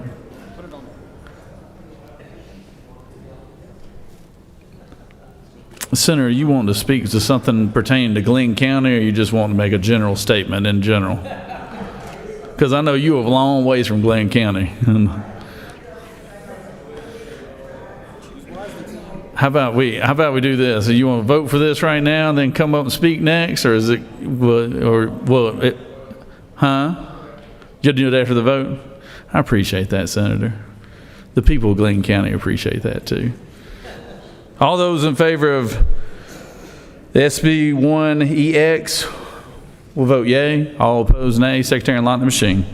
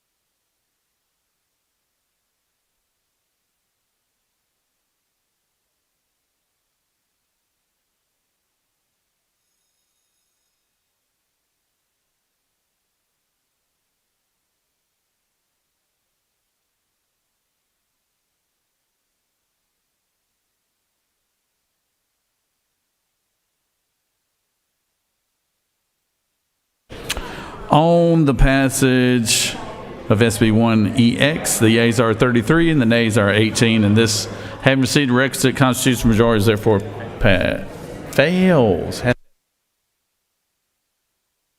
apologize, you have to have 38 on this. It fails.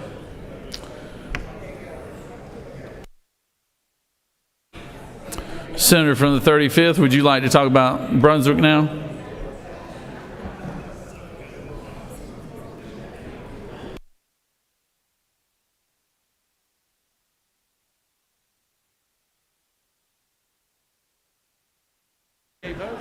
I know. All right. Thank you, Mr. President. I want to compliment my Republican colleagues really quickly.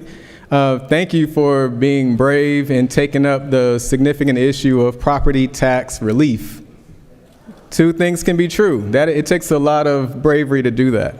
I think you know that Democrats are concerned that the relief that you get on one side causes a burden on the other side. That's called sales tax.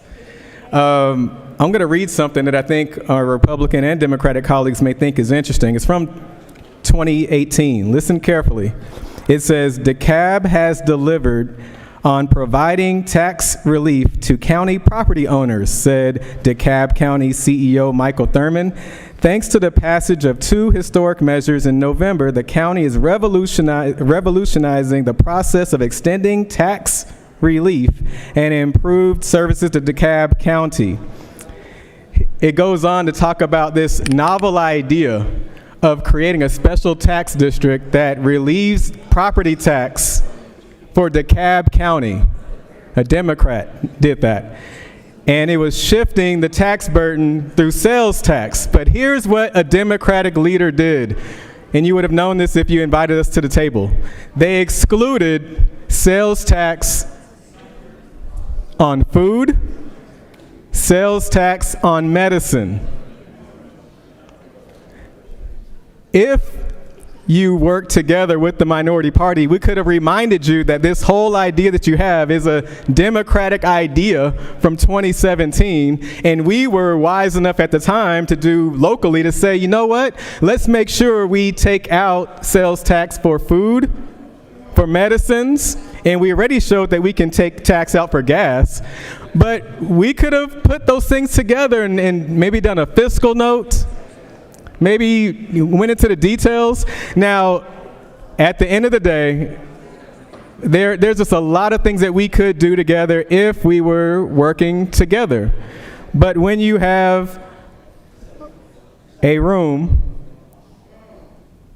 of just a few men who just say, you know what, we know better than everybody else, trust us, trust us, trust us, maybe we could have had something better. All I'm saying is every situation is unique. This is a Democratic idea. It's just a worse version of it. And maybe we could have come together and found a solution that could work for all of Georgia.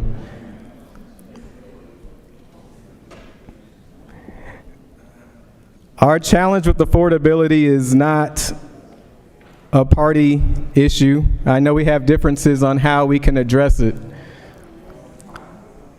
But at the end of the day, what I'm seeing is that we are trying to help property owners on one end, which is great. But we're hurting working folks on the other end because sales tax tends to disproportionately affect middle and lower income folks. That's it. And if we can find a way to figure out a way together, we could do this in a way that we get almost unanimous votes.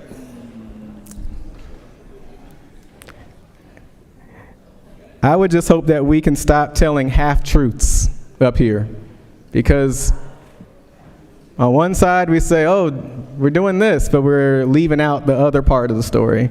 And then sometimes our party does is we'll bring out one truth, but we'll kind of leave out the other side.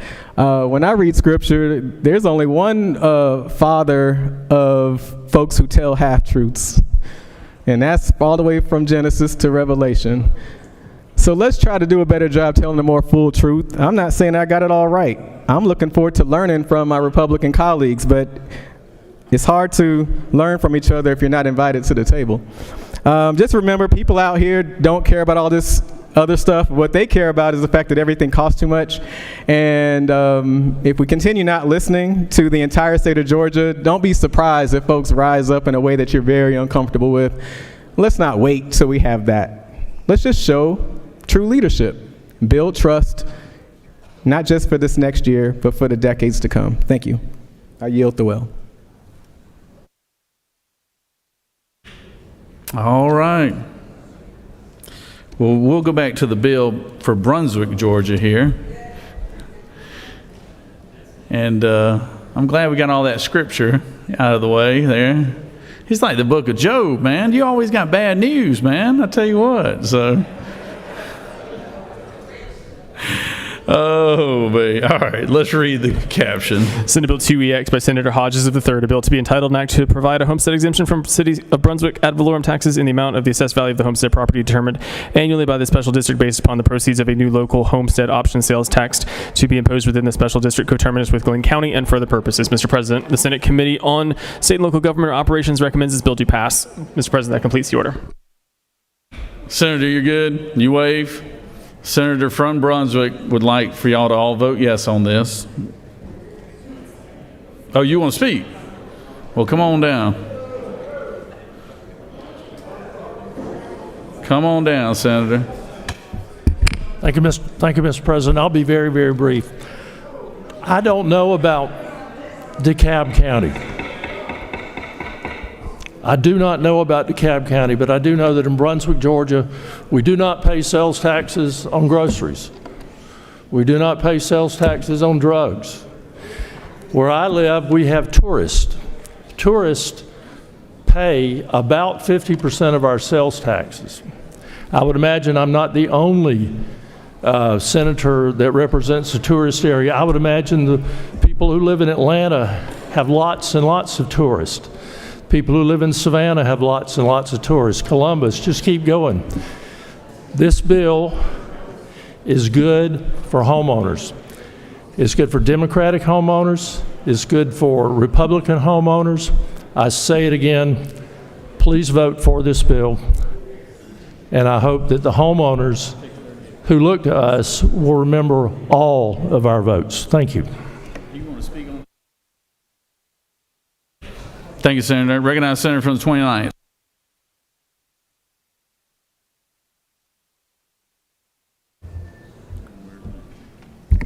I'm always suspicious of politicians that try to use the words in the Holy Bible to justify whatever they're doing. No, I don't, and you can press your button if you'd like to talk about it. But here's what you're doing. You're not denying the people of Brunswick the right to eliminate their property taxes and increase sales taxes. What you're doing is you're denying the people of Brunswick the right to vote. All these bills do is give the opportunities for those cities and counties that choose to have a referendum to decide if they want to do that. So please, y'all were just up here yelling and barking and crying about election integrity and all this other stuff, and now you're denying citizens of Georgia who happen to be property owners the right to vote. My single mom bought the land herself, built the house herself, and when she left the house to her only son. And I still pay property taxes on that house. And as a Harris County resident, I should have a voice in what I do and what my government collects from me. And whether I want those individuals that come into Callaway Gardens or Great Wolf or anywhere else in my district to pay sales tax so that the people that live and work and own property in my district can have more money to live, to have more money to pay down their bills, to have more money to not only recognize the American dream, but the dream that they have by living in one of the greatest states in America, the Georgia dream. So please don't come up here acting like you you're only worrying about people having money in the pocket. You're taking away their right to vote. So get on a side. You can come up here and quote Peter, Paul, and Mary if you want to, but you're denying individuals' rights to vote. So when you do it, do me a favor. Puff your chest out and be proud of the fact you're denying people the right to vote, because that's what you're doing. Don't come up here and stand on a false soapbox and acting like you're some champion for affordability.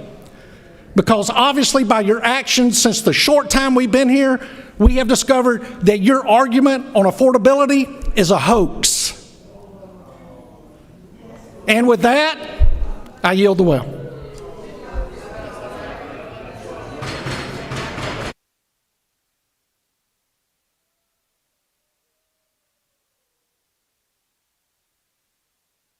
Senator from the 26th, are you got an announcement for us or what?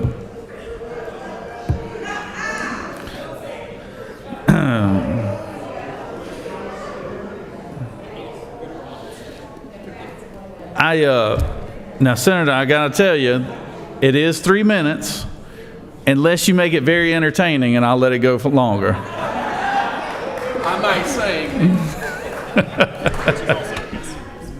Thank you. Ladies and gentlemen, we are setting a dangerous precedent. We are setting a dangerous precedent by the majority party not discussing or having input with the minority party about voting and all of these things. Local legislation was designed for those folks who are part of a district, some of another district. They're the ones that make the decision from the delegation as to when a local bill is done. But what makes it hard is that when you deny on certain bills us an opportunity or us to have a seat at the table when you cut the deal. Now things gonna change.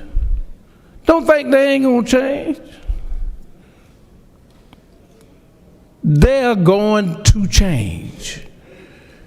And what makes it so hard is that you act like ain't nothing gonna change. It's finna happen. Every time we talk about voting, it seems to be a problem because somehow the majority party wants to fix it or make a problem for you to vote. I want to say to you, we are not going to stop. We're going to get our folks. And when I say our folks, we're going to get folks that look like me. That look like me. To get out the bed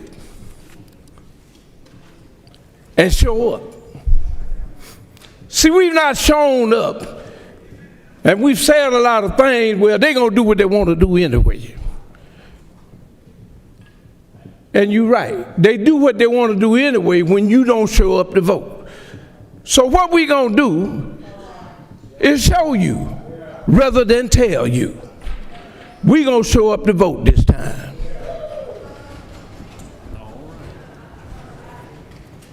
All right. Thank you, Senator. Okay, so we are now in the posture to vote on SB 2EX. All those in favor of the motion of the bill of the local on the local consent calendar, all those in favor will vote yea. All opposed, nay. Secretary, unlock the machine.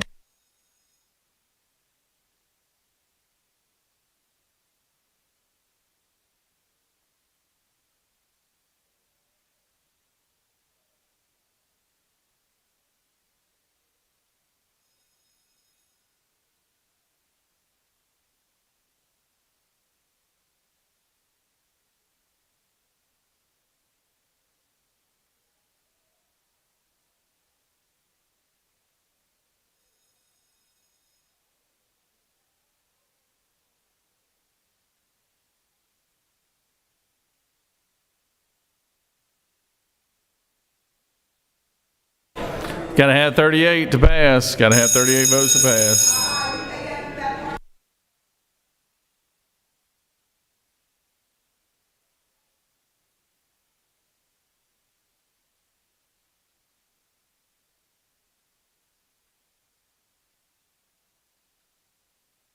Shocking. The yeas are 33, the nays are 18, and this bill has failed. We got one more bill to go and we're done. And it's Baldwin County. Baldwin County always bringing up the rear here from my senator. Recognize the senator from the, read the caption. Senate Now Bill recognize the senator from the 25th. Senate Bill 4EX by Senator Williams of the 25th, a bill to be entitled an act to provide a homestead exemption from Baldwin County ad valorem taxes in the amount of the assessed value of the homestead property determined annually for the special district based upon proceeds of a new local homestead option sales tax to be imposed within the special district coterminous with Baldwin County and for other purposes. Mr. President, Senate Committee on State and Local Governmental Operations recommends this bill do pass. Recognize the senator from the 25th.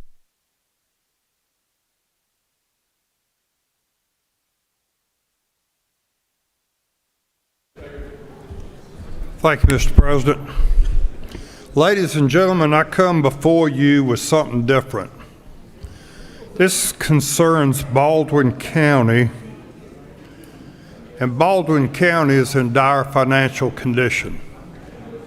First of all, I'm disappointed in the talkers going on right now. When Senator Lucas was up here speaking, I didn't hear talking. Everybody was reverent and gave him attention. I'm not worthy of the same attention? Come on.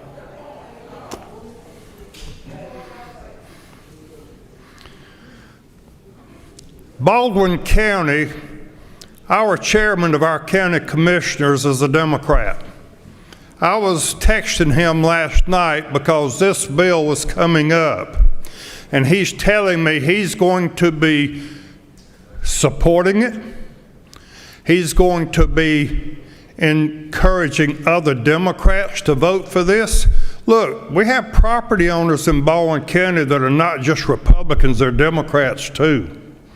I sit at the table with a widow who tells me she's probably going to lose her house because now she's lost half her income, and between taxes and insurance, she's going to lose her house.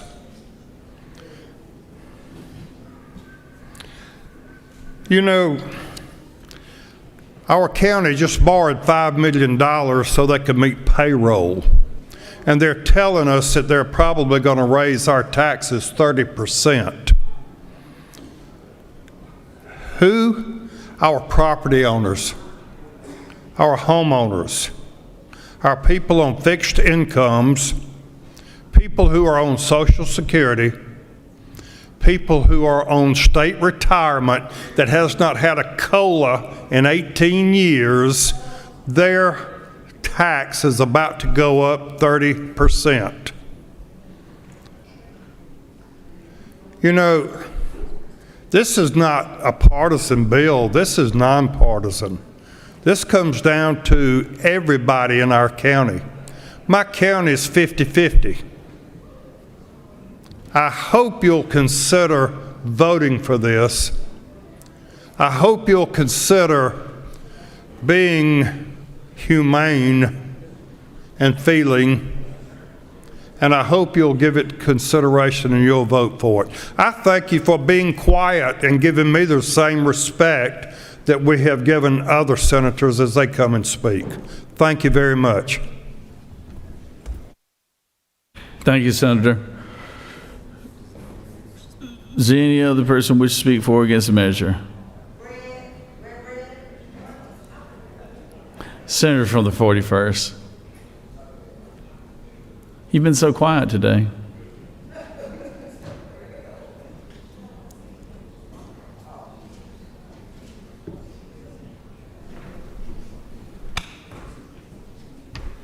Thank you, Mr. President. I want to be really clear that the majority party is giving us this supposition that the only way to alleviate property taxes is for all of us, at 2/3 of us, to vote on this particular bill. I want to be clear. If counties are truly invested in lowering property taxes, they can do that without us. They can lower their millage rate. If counties are truly bought in to relief for their property owners, they don't need to come up here to the Capitol to do that. They can simply lower their millage rates. So this is not on the minority party for not participating in this whole sham of lowering property taxes but increasing sales tax. This is not on the minority party. If counties truly want to lower the burden on their property owners, then lower their millage rate. I yield the will. All right. Senator from the 31st, are you wishing to speak?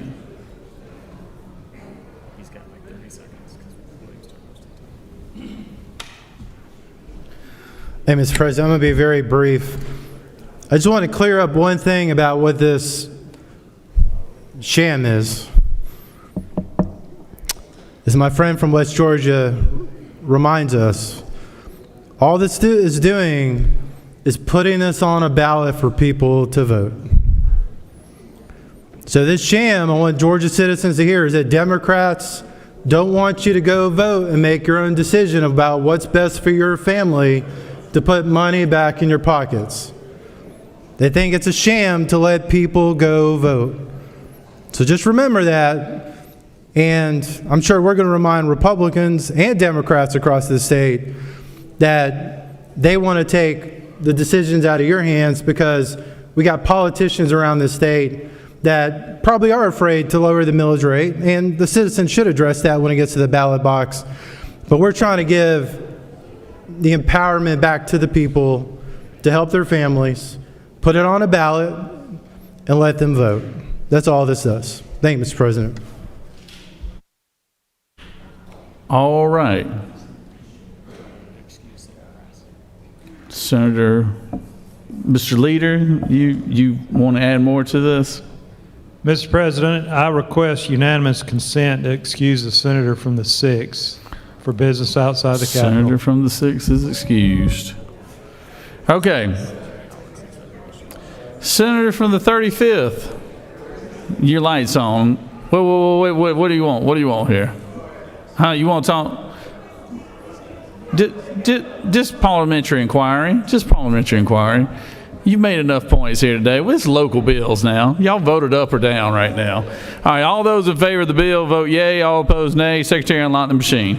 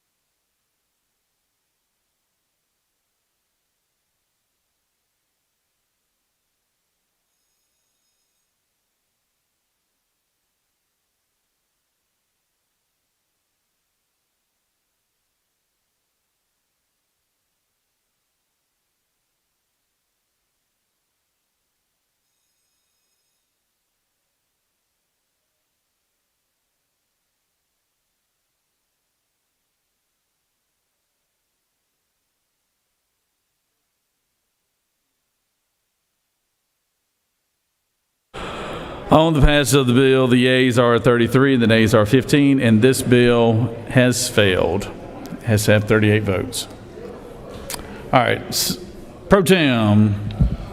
Mr. President, I ask unanimous consent that Senate Rule 3-1.2A be suspended to allow the Senate hopper to close 1 hour after adjournment. This will allow the staff of the Secretary of Senate's office to leave in a timely manner and not have to stay till 4 o'clock. This isn't any kind of trick. Wait a minute, did I see a thumbs up from back there? Look at that. I tell you what, we're singing Kumbaya now, I tell you. We're gonna let Jack's staff get home a little bit early, man. I tell you what. No objection. Then motion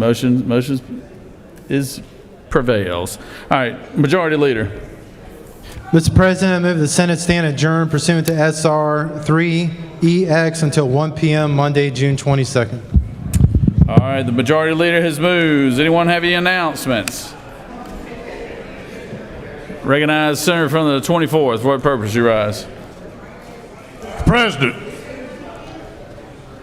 I would like for everyone to remember and have a happy Father's Day. Oh yeah, absolutely. Remember your fathers that's already gone on, but I want everyone to have a happy Father's Day. All right, happy Father's Day. Mr. Secretary has got some announcements. Mr. President, on Monday, June 26th, the joint Senate and House Education and Youth Committees will meet at 8 a.m. in 606 CLOB. The Finance Committee will meet at 11 a.m. in 125 of the Capitol. Mr. President, that completes the order. All right. Any other announcements?